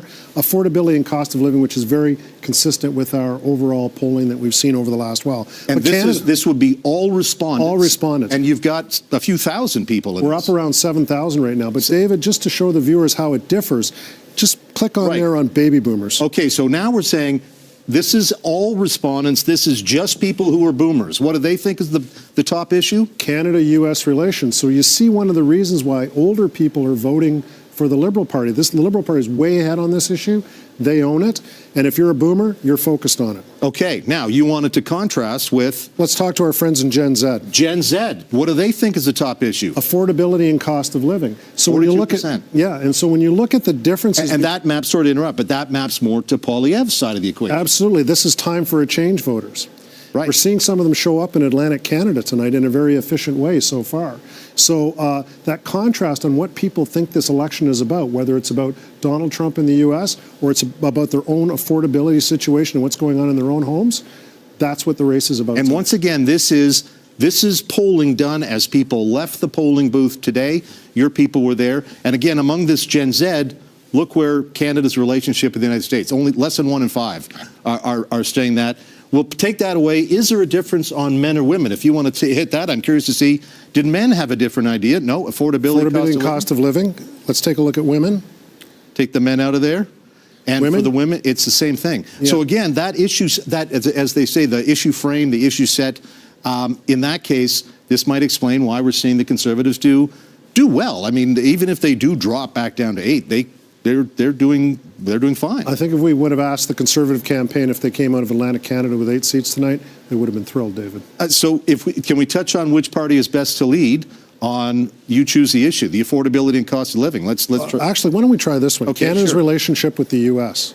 Oh, this is one that we actually can't show you. We can't show you because that's going to be with issue. Yeah. Okay, we're going to come back to this later on, Daryl. This is great. I'm going to go back to the map, and I just want to check in one more time to Atlantic Canada. And there we'll bring it up. And again, the big changes in Newfoundland and Labrador, where it might be 2 seats. By the way, that Western riding, Daryl, once you were in politics, you'll remember the Brian Mulroney's days. Yes. Joe Price from 1984, the last Conservative to win out there. I certainly do. And Seamus O'Regan is really missed in Newfoundland right now. Our good friend Seamus. Okay, guys, we'll send it back to you. 22-10 is where we're at. That includes 1 seat in Quebec. And that one right now is the Bloc Québécois is leading. So far, 1-0. It's like the Montreal Canadiens leading 1-0 in the province of Quebec right now. All right, David, always back to the hockey. Okay, let's go to Taria Isri at Conservative Party headquarters in Ottawa. Taria. Well, Donna, I mean, the people gathered here seem to be feeling pretty good. The results in Atlantic Canada, they're early results, but they're better than what the polls suggested. They're better than what a lot of the experts were predicting. Like I said, it's early, but let's bring in my colleague Alex, a Global News reporter who's covered the Conservatives for about 10 years, lots of insight. Alex, what do you make of these results in Atlantic Canada? Well, like as you said, it's pretty early going so far, but I would say that certainly the Conservatives are outperforming what we would expect based on the national and regional polls so far. I noticed the room has gotten a little bit more subdued. Back when it was like 3 seats to 3 seats, everybody was in a very good mood, clapping, cheering. Things have gotten a little bit more quiet now that, the polls have evened out closer to what we would have expected. What do you think of how the Conservatives ran this campaign? I mean, you had reporting about some internal turmoil, some criticism for how Poilievre maybe didn't pivot enough to the trade issue. What are your thoughts about how this campaign was run? Well, I think no matter what the outcome tonight, a Conservative win, a Liberal win, I think the Conservatives have a lot of questions that they have to ask themselves in terms of the direction of the movement and really, unity within the movement. We hear reports of internal civil war between the Ontario Party and the federal Conservatives. That's not a good position to be in, whether they win or lose tonight. So I think that there are some deeper questions that the Conservative Party has to answer, no matter what the outcome is tonight. Do you think what would you say they did well in this campaign? I think message discipline has been a strong suit. Mr. Poilievre is very, very committed to his talking points and very, very committed to what he wants to say and the message that he wants to convey. So I think that probably was the highlight. In terms of challenges, I think the failure to pivot towards Donald Trump and the tariffs, Mr. Poilievre's answer to that was basically doing exactly what he wanted to do before Donald Trump was reelected. So I think that's something that they're going to have to think about as well. Do you expect that we'll see a pretty big rural-urban divide as far as where we're going to see the Conservatives picking up seats? I think it depends on what urban area you're talking about. If we're talking about Edmonton or Calgary, that's one thing. If we're talking about Halifax or Toronto or Montreal, that's another thing. But certainly, the Conservative strength has traditionally been in more rural, suburban, ex-urban sort of ridings. We'll see. It's too early to tell. It is still too early, but let's send it back to you, Donna. All the bigger ridings. All right, Taria, and thanks so much for that. We are going to look at some of the, I think, close races and also some places where Liberals have been re-elected in Atlantic Canada. Let's start with Dominic LeBlanc's riding in New Brunswick. Well, that's probably one of the surest ridings that they would win in Beauséjour, just outside of Moncton. Dominic LeBlanc, just like his father before him, Romeo LeBlanc, would win that riding, and nobody would be surprised. There are more LeBlancs in New Brunswick, I think, than any other surname, so that gives you a head start. This is his 9th straight election. Yeah, since 2000. So he's marking his 25th year coming up this year. Yeah, all right. And this is Acadie Bathurst. We have projected a Liberal win in this riding as well. Traditionally Liberal, there was a time with Yvan Gaudin when the NDP actually held sway there, but there's an example of how far down the Liberal vote or the NDP vote has gone. They're at 4%, and that's one of the stories that isn't showing up on there. It's no surprise that in Atlantic Canada the NDP is not winning any ridings, but when they're getting percentages that are down, in single digits, that's a bad night for the NDP. And I think we have one more, Central Newfoundland. We have projected that the Conservative candidate, Clifford Small. Yeah, and Lynette Powell, maybe she will be going back to her job as a physician, and there may be many people in Central Newfoundland who will be happy about that news to have their doctor back. And I think we're taking a look at one more.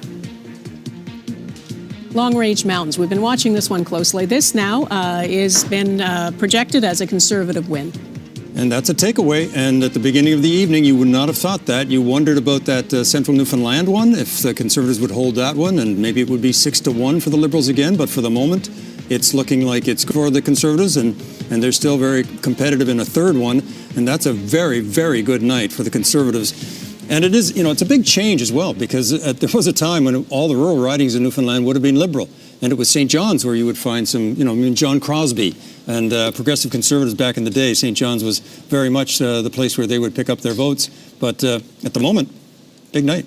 All right. And I know you're looking at the popular vote, Eric, but we also know that the popular vote, the party that wins the popular vote, doesn't necessarily win the largest number of seats. So we'll see what happens tonight. You can form government in this country with 39%. No, that's right. Well, let's look at the popular vote for the moment and see how it's coming along.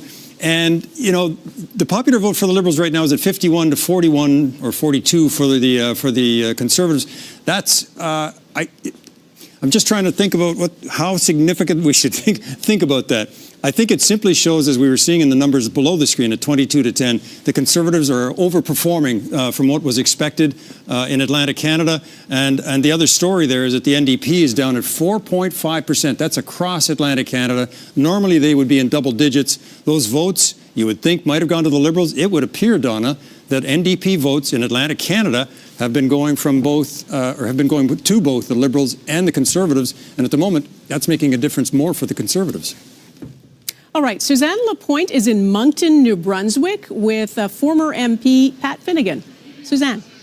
Hi, I'm in Shadiac with Pat Finnegan. He is the former Liberal MP of Miramichi-Grand Lake. So that is definitely a riding to watch this time around. It flips a lot. Pat, what can you tell me about Miramichi-Grand Lake, and how do you feel about the Liberals' chances there this time around? Well, I can tell you that Lisa Harris she worked hard for this. And, 2 months ago, we got to look at where that would have been. And there was no chance of a Liberal being, because the new boundaries actually, because it's a mixed riding. We've got Francophones communities, we've got Indigenous communities, we have the traditional Anglophone where Conservative is very strong. So to be able to even have a close race like that is amazing, as if you compare it to where it was early January. So I'm confident it's very close, but there's no surprise. We knew it was going to be very, very tight, and I'm confident that she'll pull it over. Yeah. New Brunswick is really vulnerable to American tariffs because so much trade is done with the U.S. What do you think might happen from here in New Brunswick after this election, regardless of who wins? So very hard to predict what's going to happen south of here. I mean, we kind of dodged a bullet without having the tariffs at 25% that he was threatening. So especially fisheries, the coastal communities, I mean, it's 85% goes to the U.S.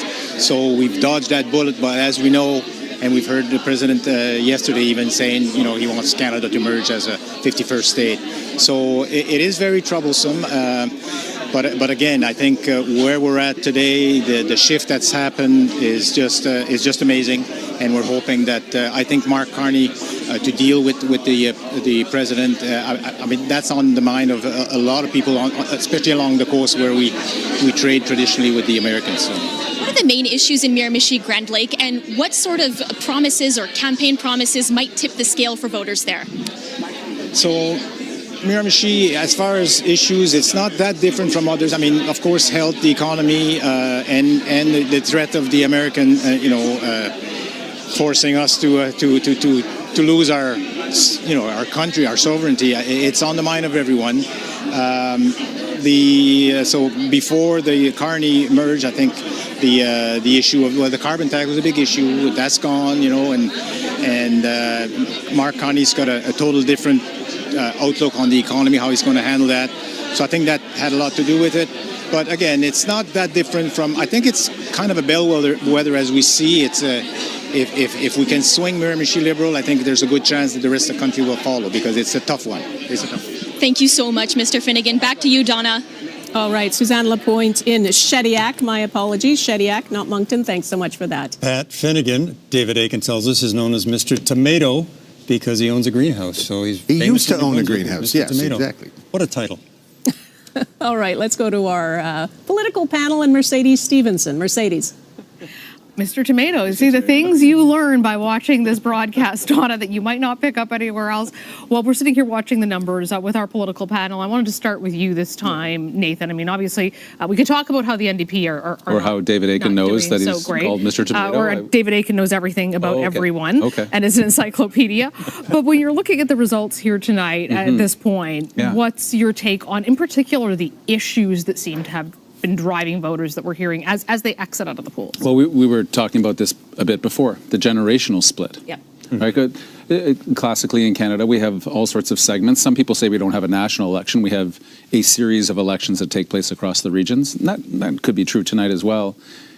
But we're also seeing something that might be different between the generations.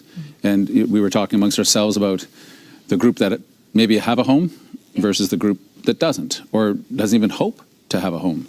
And how does that change your view when an issue like Donald Trump and the U.S. and all of that comes along? Does it move you if you're 30 years old and not having the life that you expected to have, or even the life that your parents had? And that is the first time in Canadian history that that's true for a lot of Canadians.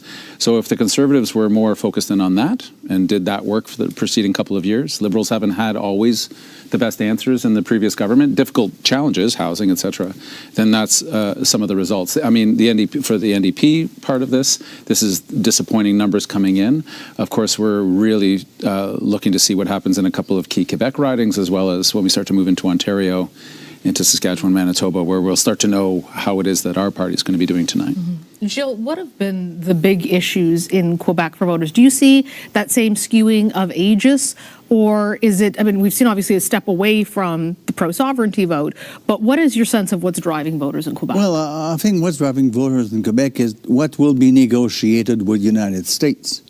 And in the past, when we didn't have enough people from the bloc in the House, we had problem that what was put aside was the supply management, the softwood lumber, the aluminum, and the culture, because Trump now is questioning the cultural exception.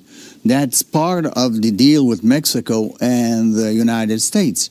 So when you look at what Carney said, helping the automobile sector, I don't have anything against that, but not a single word on the softwood lumber, aluminum, and the supply management. Jurisdictions and that's quite important for us because that's our economy.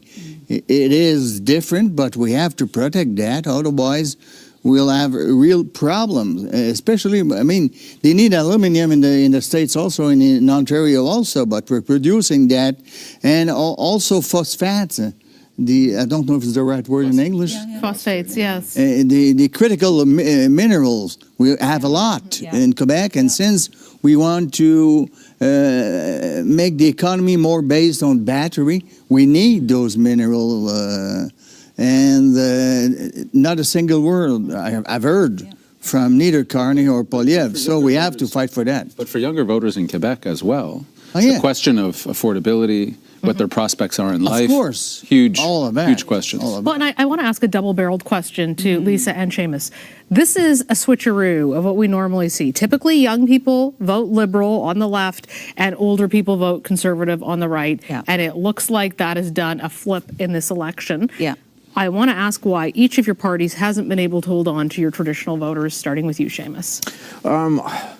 I think that, first of all, let me just state the obvious. Affordability was an issue. Back in November, December, affordability has been a primary issue and kept the Conservatives ahead for 20, 25 points over the past 2 years. The game changer is Trump. The Liberals, after 10 years, my party, was not looking forward to this election, and now look at it. So Trump obviously had a huge effect on this. But it does peter down to generations. It does, I think, come down to those who have homes, those who do not have homes, those with the prospect of owning a home, those who do not. And it gets complicated. And for I think, a younger generation that is looking usually to save up and aspire to have a home, these past few years, given COVID and given inflation, have been tough. Lisa, what do you think? So I think what's happened in this case is that the older demographic who are probably refreshing their banking statements to see what's happening to their investments are looking for a short-term fix. And what they see in Carney is somebody who can negotiate, who knows the system, who knows the ropes. And maybe he's the better choice for the short term. I'm retiring a lot soon. I'm retiring soon. But then the younger generation is, that's great. I don't even have a hope in heck of having an investment. I want to be able just to survive. Fear with the boomers and then frustration with Gen X. We have alliteration on the panel, fear and frustration. But when people are saying that Carney knows business, I agree with that. He certainly knows business to have Brookfield making $541 billion last year and didn't pay a penny as income. He will ask all of us to pay, but his company is not paying. And they're intervening also in the housing. They're one of the causes of the problem we're confronting in the housing all around in Canada. If he becomes prime minister, I suspect that he will be facing a lot of questions about all of those Yeah, things. the campaign was short, but the Prime mandate Minister could be longer. could be long. Donna will be looking at more of those questions as the night unfolds for all the leaders. Yeah, a lot longer than 25 days. All right, you guys, thanks so much. We're going to take a quick look at some of the results. You can see the Liberals now leading or elected in 23 seats in Atlantic Canada, the Conservatives in 10. That, for now, is a pickup of 2 compared to the last election, but the result's not final. There are a couple of cabinet ministers, though, who are certainly in good shape, looking to be in good shape. Jeanette Petitpas-Taylor is one of them in Moncton, Dieppe. Yep, Jeanette Petitpas-Taylor in the riding right next to Dominic LeBlanc, and those are in the one spot in the entire Atlantic Canada where one province has 2 cabinet ministers. Prince Edward Island doesn't have a cabinet minister at the moment in the Carney cabinet, and here's another. The Liberal leading with a wide margin here. Yeah, Cody Blois added to cabinet just in March. Maybe that was with a nod towards a riding that they wanted to be sure they could win, and giving Cody a bit of a boost, putting him into cabinet may have helped. And I think we've got one more. St. John's East. There you go. The incumbents. There's Declared elected. That's Joanne Thompson over David Brazel, and that's a big win. She is in the cabinet as well, also a recent addition, and important for the cabinet ministers to hold their seats, because if they come back in government, you want some experience around that cabinet table, and all of these that we've just looked at have that experience. All right, there are some very close races in Atlantic Canada that we are watching closely, and also in about 20 minutes from now, the polls will close from Quebec all the way to Alberta, so there's lots still to come. We're back in a moment.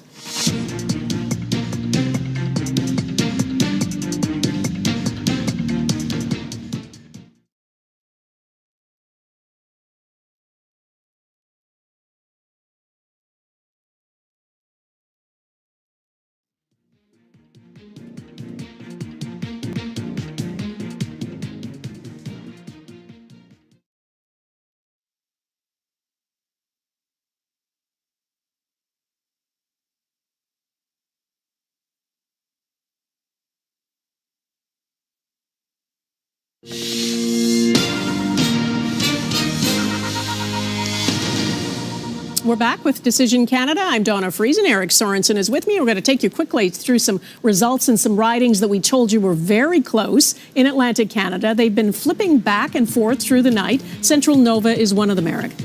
Well, Sean Fraser, he was not going to run again, particularly at a time when it looked like the Liberals were going down under Justin Trudeau. As David pointed out, he got a call from Mark Carney, said, come on back. Clearly, they have needed him here in Central Nova. But it is, at the moment, is no sure thing. Way too close to call at this stage. Lots of votes still to be counted there, but let's look at Terra Nova, the Peninsula, is also very close. Yeah, this one has tightened up a little bit. For a while there, Jonathan Rowe was out in front by quite a margin. Anthony Germain, the former CBC journalist, is within now almost just a little over 2 points. So the lead is not insignificant, more than 600. And still about another 60 or so polls to be counted. Okay, and South Shore St. Margaret's also almost neck and neck. The Liberal, though, has flipped into the lead position. Yeah, we're talking about this being a good night for Conservatives in Atlantic Canada. This would be the one letdown if it happens, because Rick Perkins is the incumbent in that riding. Jessica Fancy Landry, for the moment, up by about 2 points. All right. David Aiken is at his touch screen. David, what are you looking at? You might remember about an hour ago I did a little bit of what would be the effect on the seat count if the collapsing NDP vote, particularly in BC, how that might affect things.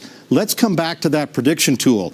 I'm factoring in what is happening in real time in Atlantic Canada with some of the incumbent and earlier predictions we made about the New Democrats. So in my funky little prediction tool here, we have 160 for the Libs, 136 for the Conservatives. It's a mix of incumbents and NDP collapsing. What I want to do now is talk about Quebec. We're going to see the results from Quebec and Ontario, et cetera, at 9:30. Now, the Bloc Québécois vote has not by any means collapsed the way the New Democrat vote has collapsed. But the Bloc Québécois vote is definitely weakened. And we heard Gilles Duceppe talk about this on the panel, how for Quebecers, a major issue in this campaign, even among those who used to vote for the Bloc, is Donald Trump. And if Donald Trump's done anything, he's turned some sovereignists, some nationalists for Quebec, at least temporarily, into Canadian patriots. And those Bloc Québécois voters might be voting for a Conservative, but more likely a Liberal. So I want to walk through some ridings now that we want to keep an eye on when things kick in at 9:30. So this is Quebec as the night started. Light blue is ridings held by the Bloc Québécois, red, Liberals, and so on. Okay, so if we are in central Quebec, we want to give the Conservatives potentially a couple of seats. The Conservatives and Pierre Poilievre have been very active campaigning in what is called in Quebec the National Capital Region, around Quebec City. So Montmorency, Charlevoix, Caroline Desbiens will be under some threat there from the Conservatives, and that may flip. Same thing in Beauport-Limoilou. Julie Vignola is the BQ incumbent there. She will be under concern. We move down the St. Lawrence a bit to Trois-Rivières, where René Villemure, the BQ incumbent, and René Villemure is battling cancer right now. We wish him a speedy recovery. He's a wonderful MP. But that riding he holds of Trois-Rivières, the Conservatives have been dying to get it since Stephen Harper was the leader of the party. Yves Levesque is the former mayor of Trois-Rivières. He's running for the third time in Trois-Rivières for the Conservatives, and that might be the charm for him. We'll see once the votes are counted. I think it's going to be neck and neck in Trois-Rivières. We'll see. 160, 139, remember 172 is needed for a majority. But I think the real big pickup, we haven't seen any Liberal pickups yet, but the Liberals have been campaigning in what's called the 450, the donut around the island of Montreal, and there's some chances here for some Liberal pickups and possibly some real big holes in the BQ caucus. For example, here in La Prairie Atakakan is Alain Thériault. He is the BQ House leader. He's been Yves-François Blanchet's right-hand man. That riding is under threat. The Liberals believe they can take that. We go to Denis Trudel. Many Quebecers will know Denis Trudel from his work on stage and screen. He's under threat in Longueuil-Saint-Hubert. Then we go to the North Island. Mark Carney was up there campaigning in the Nova Boost factory in Saint-Eustache, and so was Yves-François Blanchet. That's a sign that these ridings are under threat, and they may turn Liberal to blue. Now we're 164 to 139. Again, this is just making some assumptions about how New Democrats vote in the rest of the country, and we haven't yet got to the blue on red fights. But that is, I think, one of the interesting things. If the Liberals are going to get a majority, they are going to have to steal some BQ seats. There's just no thing about that. If the Conservatives are going to win government, we're going to get to the GTA. They're going to have the key, I think, to a Liberal majority in Quebec, and that means Québécois. Now, the Bloc Québécois comes into this. We talked to Jules Duceppe over the weekend. Again, it's not going to be as bad for the Bloc, but there still may be a smaller, and the Conservatives to a degree as well. Flows in from Quebec all the way to Alberta. 12 minutes from now. For the moment, we've been told that there are some problems at some point this evening. It had any effect on voters? Yeah, Donna, we are still waiting to hear exactly, but we know that the Elections Canada website some troubles earlier in the evening we learned about. And we know that it was down for at least some and a half. So that would mean, including those who were looking from their postal code or an address during that time. And again, a very important work trying to make their way to the polling station. 15 minutes. There isn't much time left. Look for that information. Wouldn't have been able to do it. Also very important for their ridings once the polls close. Ridings as well. So Canada releasing a few brief statements tonight. They didn't have an explanation as to what happened. All they could say was that the issue was They didn't have an explanation. It was that the issue was being investigated. Would be up and running again, but as of just moments ago, there's a warning banner at the top of the website that said difficulties that some people may and tools, including the So anyone looking for that information, going to physical voting places, that remains to be seen, and it's also unclear extending hours at certain places because of. All right, Tracy Tong, thanks. Less than 10 minutes. The voting closes from Quebec. Out for anyone who wants to cast their ballot. With our Senator Pamela Wallin. We've been sitting here talking about what we are watching in the evening, appearing to outperform what was expected. Pamela, we've been talking about different regions of the country and the world. Is Western alienation. We hear a lot. I know that's an element in Saskatchewan potentially playing into it. I know Preston Manning has gone could feed separatist feelings in Alberta. Say it may not go that far, but it's going to further not just deal with that, but how do you try? I think it's a real issue that people dismiss it as, but the expectation different. 2 years, 18 months. It was going to be a conservative government. Individuals making decisions with, again, capital gains tax when they lifted it in the east, and then the western part of the country, or the prairie part of the country, started demanding that. So yeah, it is issue related, and it's specific in a way to this campaign, but it is a real feeling.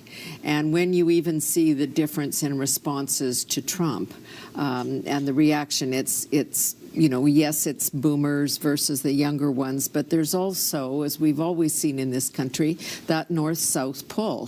Everybody in along the border, and 95% of us live within 100 miles of the U.S. border, have that pull, and the connections are strong there. So there will have to be some action on that, and I think that's a comment that's focused more on what Liberals would have to do if they win.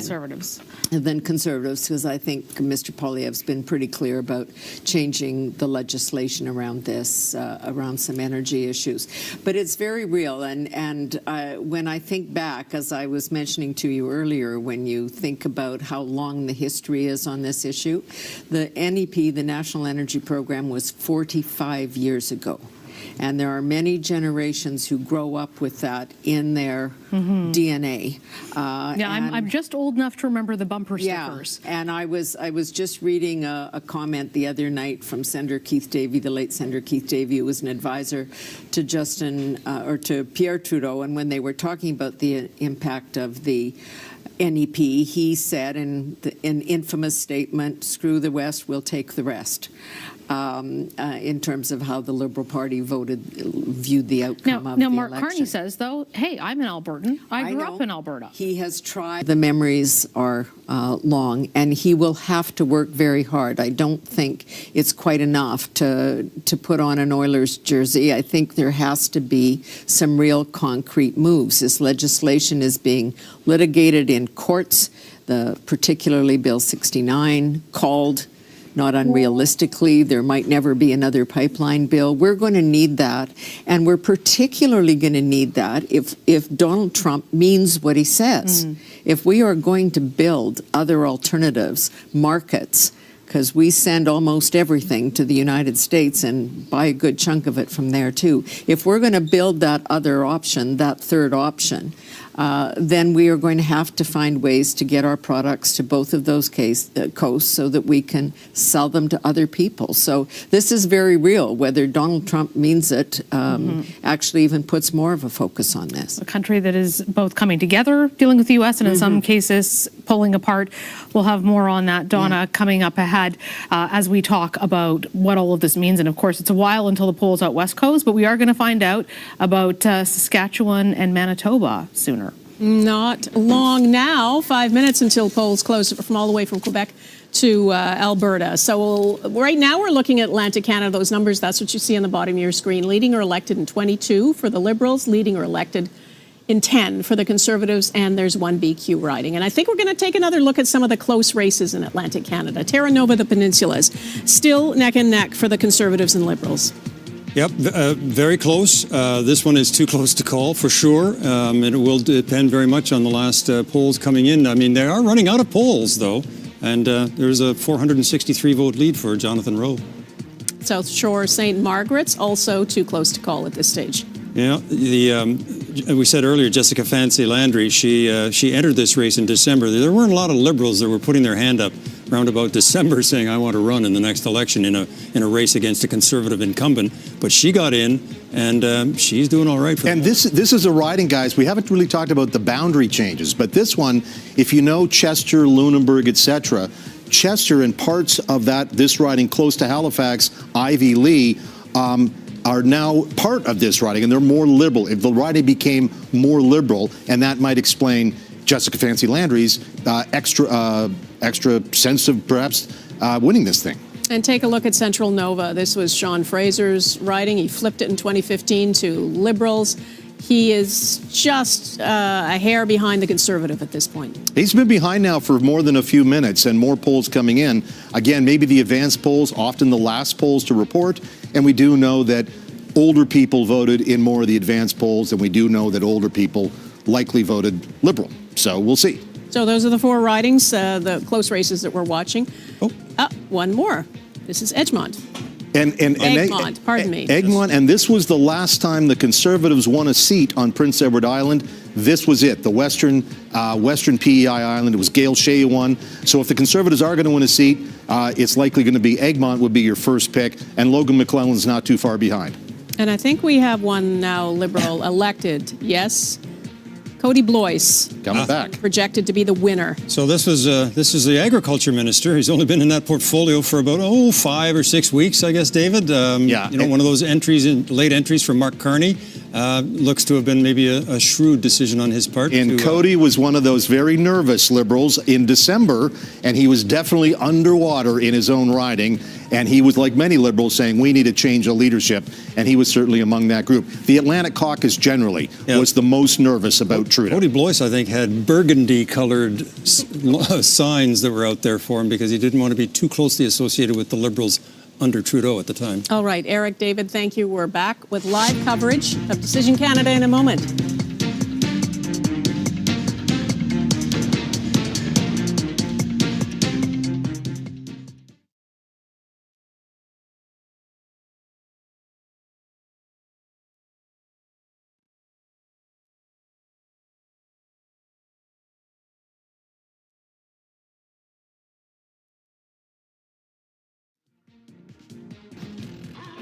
The Ram 1500 wins on highways, on driveways. It wins in the backcountry and back in the city. Ram wins in quality and capability. No wonder it won Motor Trend's 2025 Truck of the Year. Right now, enjoy pre-tariff pricing on all existing inventory.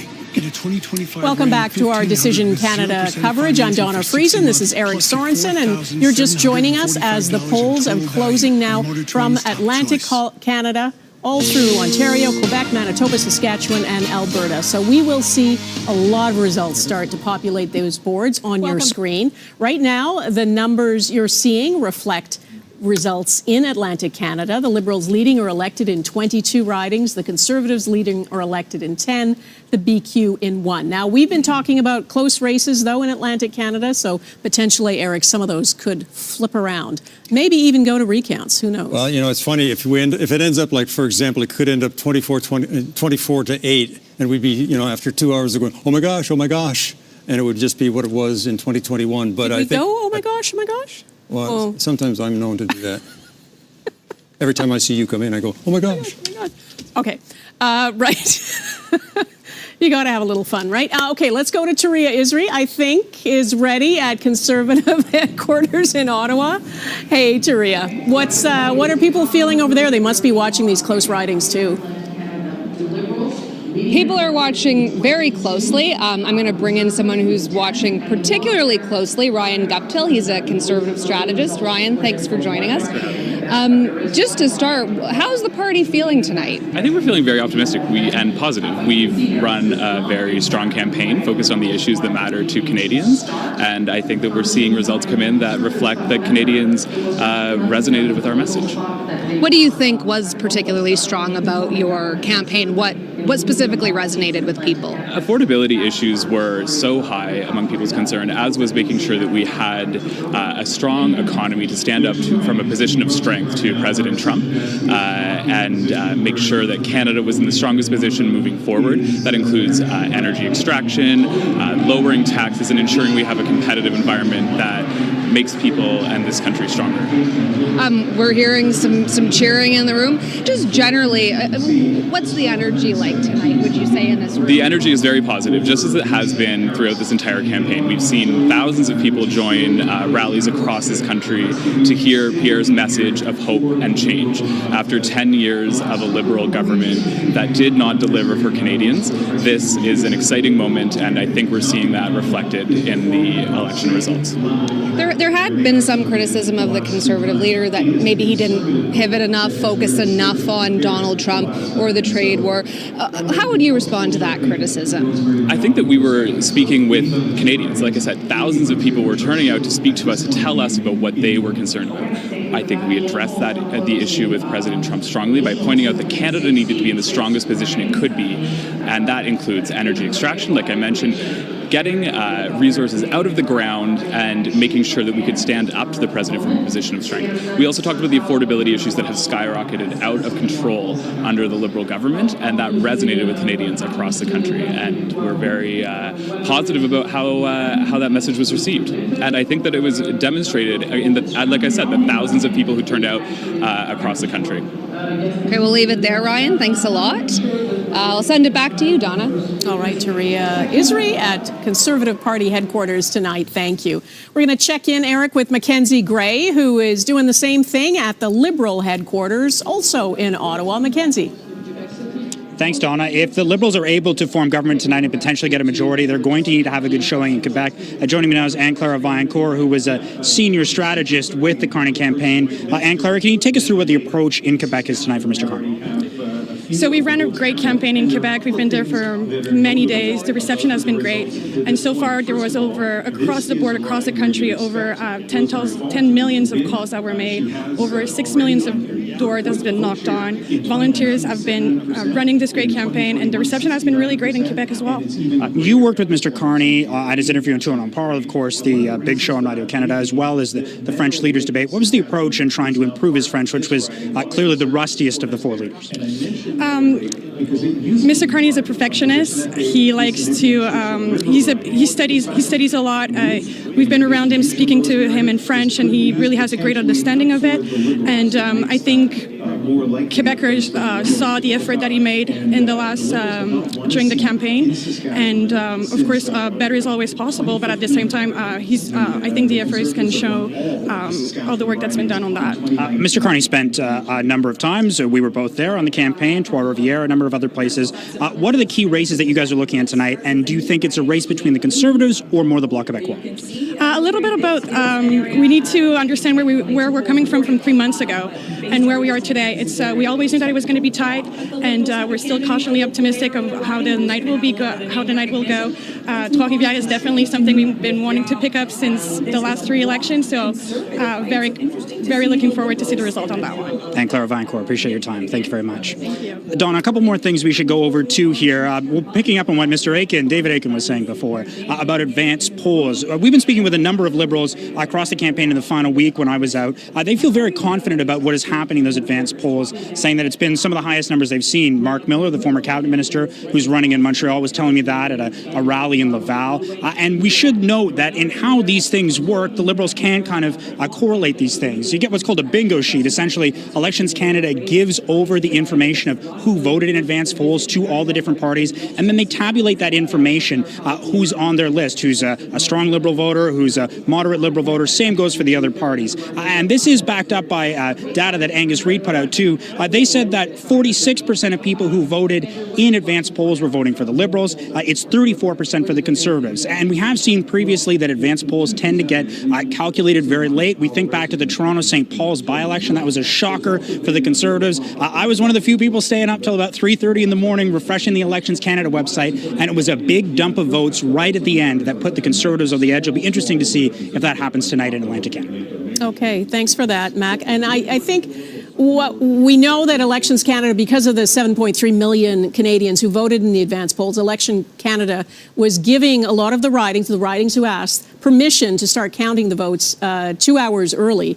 So what I don't know is how many ridings took them up on that, and I don't know if we're waiting for some of these close ridings, particularly in Atlantic Canada, waiting for those advance ballots. As Mac says, you know, if some of these polls dump a big number right near the end, as he said, in that one by-election, it happened at 3:30 in the morning. Yeah. I mean, you could have a riding suddenly flip. Yeah, but that's why they started counting gave them and this has happened all the time. I could give you dozens of elections where that last poll turned everything around. But this is the first time they're allowed to start voting early, so maybe maybe it won't be. It is, but you know what, Donna? Whenever Elections Canada opens a ballot box, you have to bring in workers early, and not just workers. All the campaigns will want to send their scrutineers. So it is a bit complicated because you have to make sure everybody from every campaign can start 2 hours early. And some people may say, well, I can't start until 9:30, Yeah. So it's a little more complicated. And then there's the riding of Carleton, Ontario, which we'll get to, that has 91 candidates on its That's my riding. All my neighbors are saying this is crazy. So there you go. Okay, David, what are you looking at? Yeah, well, so we've got a map that's drawing some color now.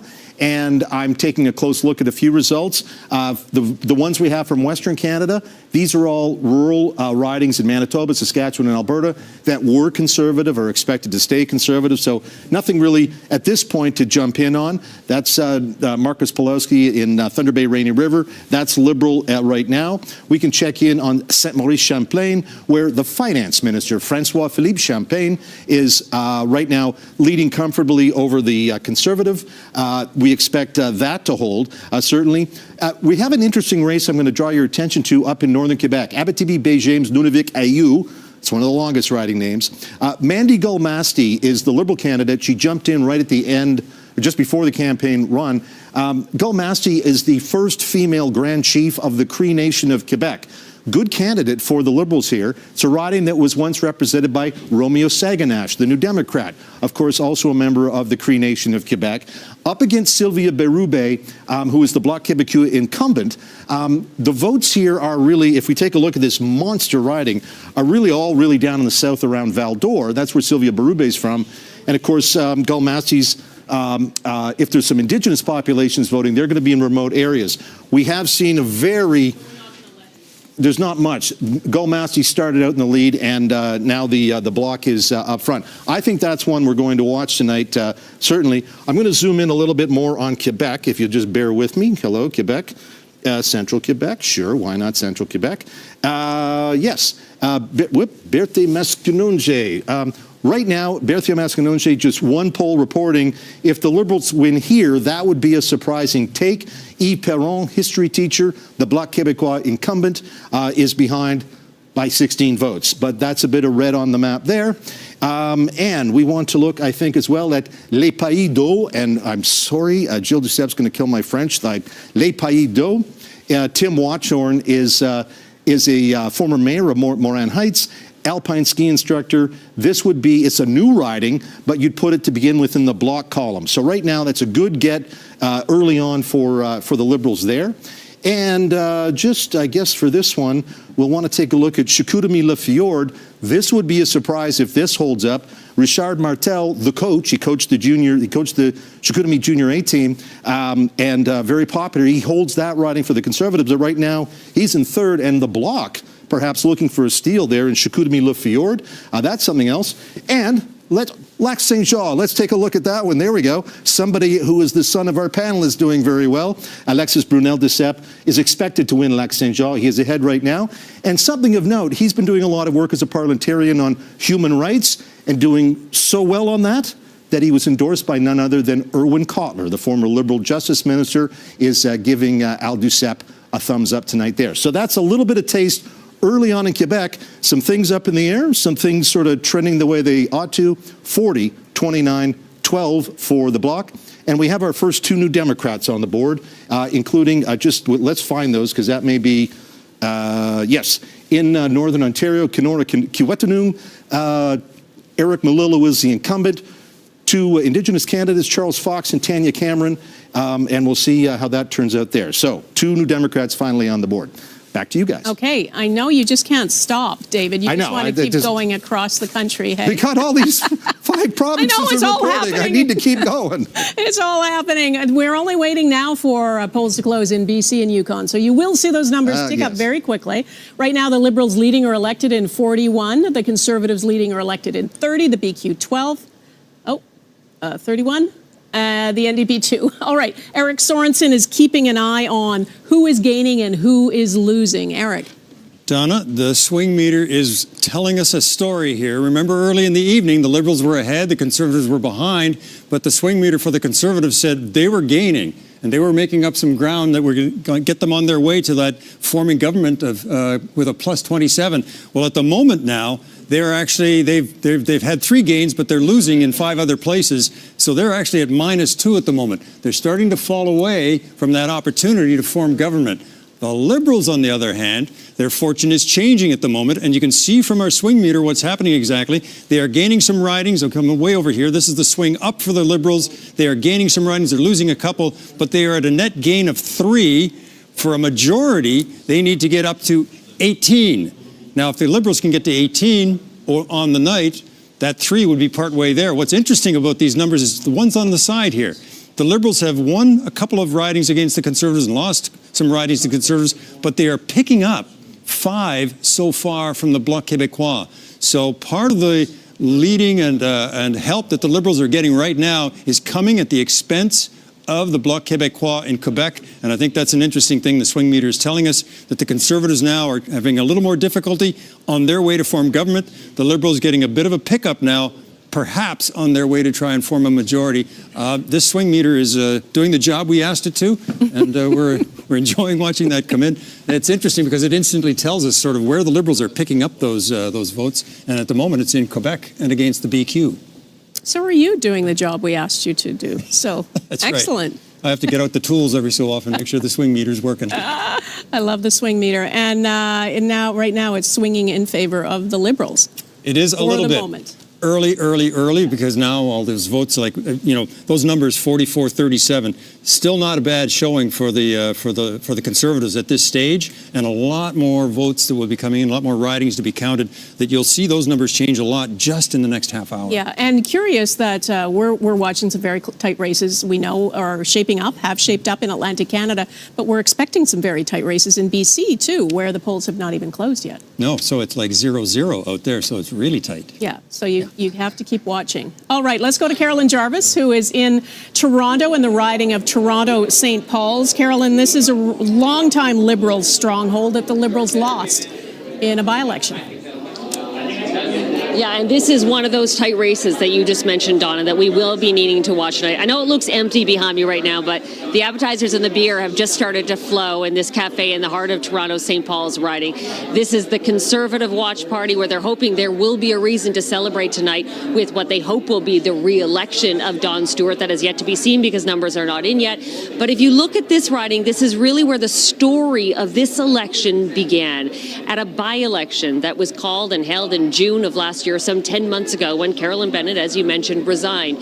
In a shocking turn of events, Don Stewart took this riding for the first time to the Tories in 30 years. It was an upset that nobody saw coming, and it sent a loud message to Liberals who held seats across the country and all the way to Parliament Hill, saying, if this riding is not safe, what other ridings across the country may be up for grabs? It was widely seen as a referendum on Trudeau's leadership, and what followed was months of Liberal rebellion and ultimately his resignation on January 6th. But tonight, with Trudeau no longer at the helm of this party, and Carney, as we've seen in recent weeks, ahead in the polls, the question for voters here today was, will they come back, if they were traditional Liberals, will they come back to the fold, or will they re-elect the Conservative? The wild cards in this riding are somewhat unique and not unique. Trump is one of the the number one issues here, as we've been hearing right across the country, but also is the war in Gaza, the ongoing war between Israel and Gaza. And that's particular to this riding because 10% of the electorate here are Jewish, and many of them feel more heard by the Conservative camp, and so they're moving to the right on this issue.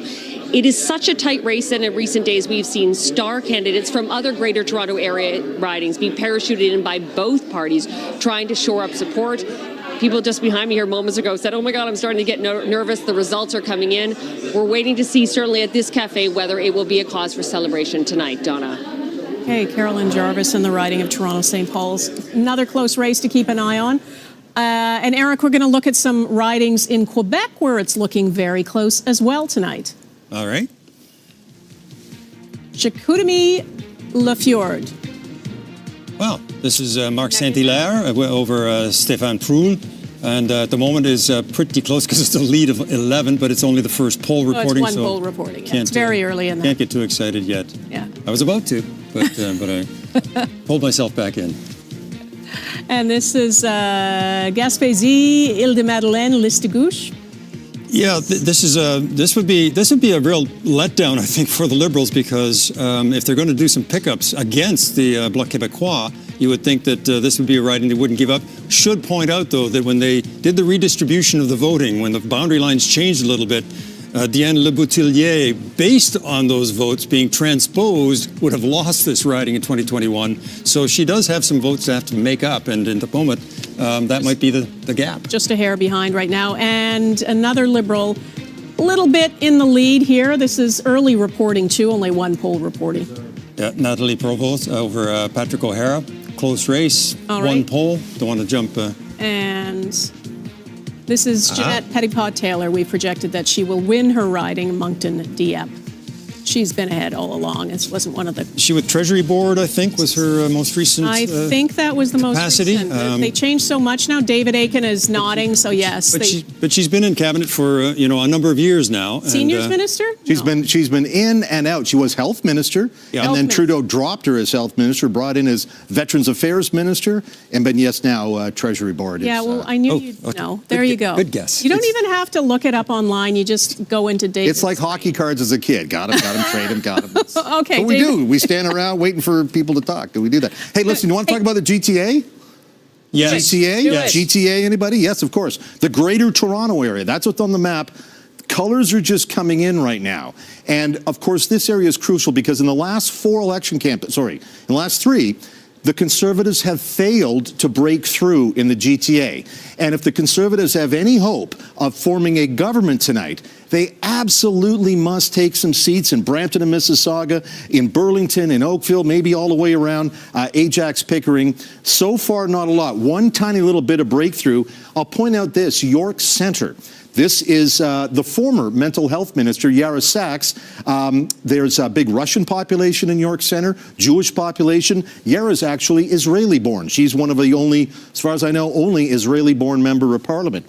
She's behind Roman Baber. That sounds like a familiar name. It is, because he ran against Pierre Poilievre for the leadership. Finished well back, but stayed in the race, and now he's hoping to take York Centre. Right now, Roman Baber up by 181 votes very early, one poll in York Centre. But at least it's some blue in Toronto. And, of course, the Conservatives will want anything they can get there. We also have a potential pickup. Again, it's very early, one poll in, but Markham-Stouffville, this is York region, and absolutely the Conservatives are looking at taking Liberal seats in York region. And right now, the Conservatives' 65-point lead on the incumbent Helena Jazyk. Helena is another one of those that said, I'm not running again. Oh, wait, Mark Carney? Okay, I'm back. And so here she is. She's a former health minister in Ontario. So we're looking around here to see if we see a great deal amount of change at this point in time. Oshawa, this was a Conservative riding. This is home of GM. Colin Carey was the longtime Conservative MP, decided not to run. Rhonda Kirkland's running. This is where Pierre Poilievre had one of those monster rallies. I was at that particular one. Lots of people coming down from all over. So Conservatives leading there. I'm trying to take a look. Oh, this should not be Liberal. This is Jamie Schmale, the incumbent. One poll in. It seems unlikely that this is a rural part of Ontario, beautiful part of Ontario. Liberals right there. So we got some stuff happening in the GTA, a lot of gray still. We'll see what transpires. Oh, so that'll start coloring in very shortly. Thank you, David. We're going to go to Shediac, New Brunswick now, which is in Beausejour, the riding of Dominic LeBlanc, longtime Liberal, who has won in that riding. Suzanne Lapointe is with him. Suzanne. Hi, I'm here with Dominic, who was just elected again as MP for Beausejour. Dominic, has currently given you any indication as to what role you might play in cabinet? Of course he hasn't. The Prime Minister would never do that. I'm excited tonight to have been re-elected as the Member of Parliament for Beausejour. Mr. Carney, if he becomes Prime Minister at the end of the evening, I'm confident he will be. We'll decide who he wants to serve with him. I'm just happy to be re-elected tonight in my riding. All right. And just today, Donald Trump tweeted that Canada would be better off as the 51st state. What do you make of that? Mr. Trump is continuing frankly, a discourse that is insulting to Canadians. It, I think, has understandably worried Canadians when he started that some months ago. Imagine if President Clinton or George W. Bush or Barack Obama had spoken about another sovereign country and ally of the United States in that way. It would be unthinkable. Mr. Trump will do what he wants to do. I think the most important thing for us, if we're re-elected tonight as a government, is to focus on how we can protect and build the Canadian economy and come to an agreement with the United States that's in the best interest of Canada. All right, and you've been MP for this region for a quarter of a century. What do you make of how politics has changed in this time, especially now when Canada's sovereignty is being threatened? I've been lucky enough to be elected 9 times in this constituency. You're right, when I first started, it was Mr. Chrétien's last majority government in 2000. We've never seen this level of uncertainty and angst amongst Canadians in terms of a relationship with a country that had been Canada's most important ally, economic partner. I think in the end we'll be able to find an agreement with the United States that's in the best interest of Canadian workers and the Canadian economy. But Mr. Trump has been an architect of a great deal of uncertainty. All right, thank you so much for your time, Monsieur Leblanc. Back to you, Donna. Hey, Suzanne, I actually wondered if you could ask Mr. LeBlanc a question on my behalf. I appreciate that. I think this is his 9th straight election, so he has a ton of experience. What is he watching right now unfold? How confident is he about the Liberals' fortunes as we move west? Oh, you've just lost him, I think. Unfortunately. Not your fault. He obviously needed a glass of Circling water. back. No, it's okay. He needed to grab him by the Yeah. No, he was coughing, poor guy. Okay. Oh, he's back? Oh.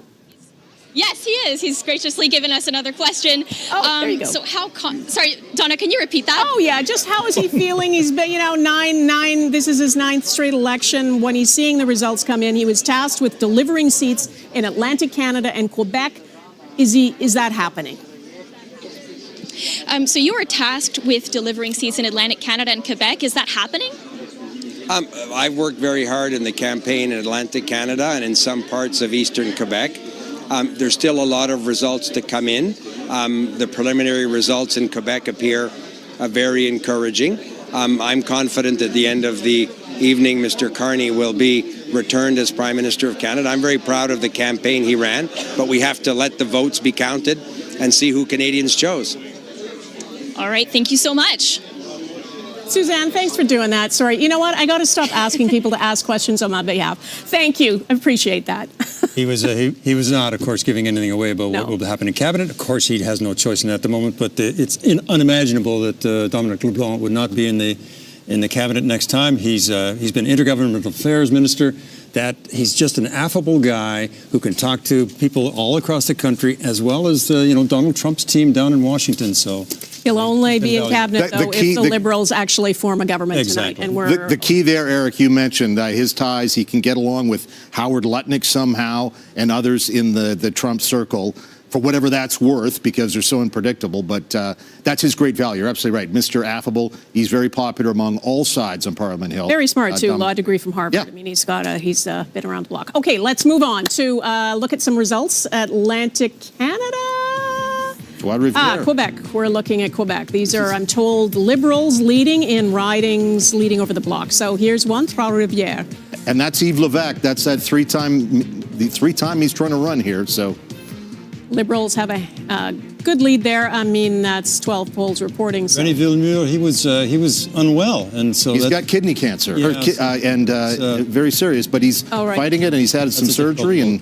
And this is Shefford. And this is where Justin Trudeau tried to take Shefford from the Bloc Québécois. Andréane LaRouche is the seniors critic, and she is the incumbent. The Trudeau was through there. Carney was through there trying to take that seat. Maybe this time it'll pull off. Six polls reporting, and it looks like it's going to be a two-way fight. Yeah, probably a two-way fight between the Liberals and the Bloc. Early on, though. And this is one of those by-election losses that did Trudeau in. The Bloc won. This is David Lamette's old seat. It's Paul Martin's old seat, LaSalle-Verdun. And I think if the universe is returning to sort of normal, this should be a Liberal riding. Craig Sauvé, the New Democrat, 5.4%. I know it's early, but the New Democrats thought they could win this by-election last time around. That's just months ago, and now they're not even in the picture. Although this is one poll reporting. One poll reporting. Hey, look, there's a famous fellow. There is the Liberal leader, Mark Carney, with his wife, Diane Fox Carney, watching the results come in.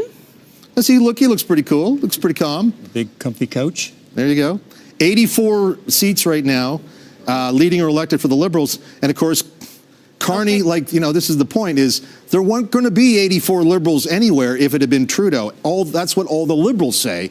So, when Mark Carney was thinking about this last summer, he was telling friends, if I can hold Poilievre to a minority, that'd be great.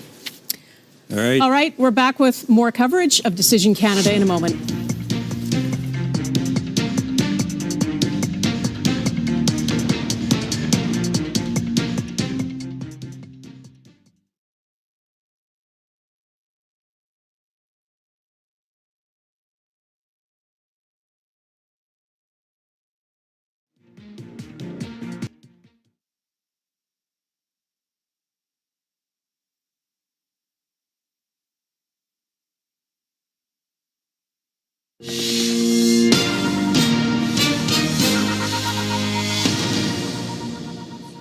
All right, welcome back to our Decision Canada coverage. I'm Donna Friesen. Eric Sorensen is with me here. We got a lot of close races we're watching right across the country now that polls have closed right across the country. So lots of ridings in play. Let's take a look at some of those that we're watching carefully. Wow. So this is, practically neck and neck for the BQ and the Liberal candidate. That looks like it'll go down to the wire. About half the polls are reporting so far, not quite half, but 42.7 to 42.3. That is neck and neck is the definition of that race. And this is a Liberal incumbent.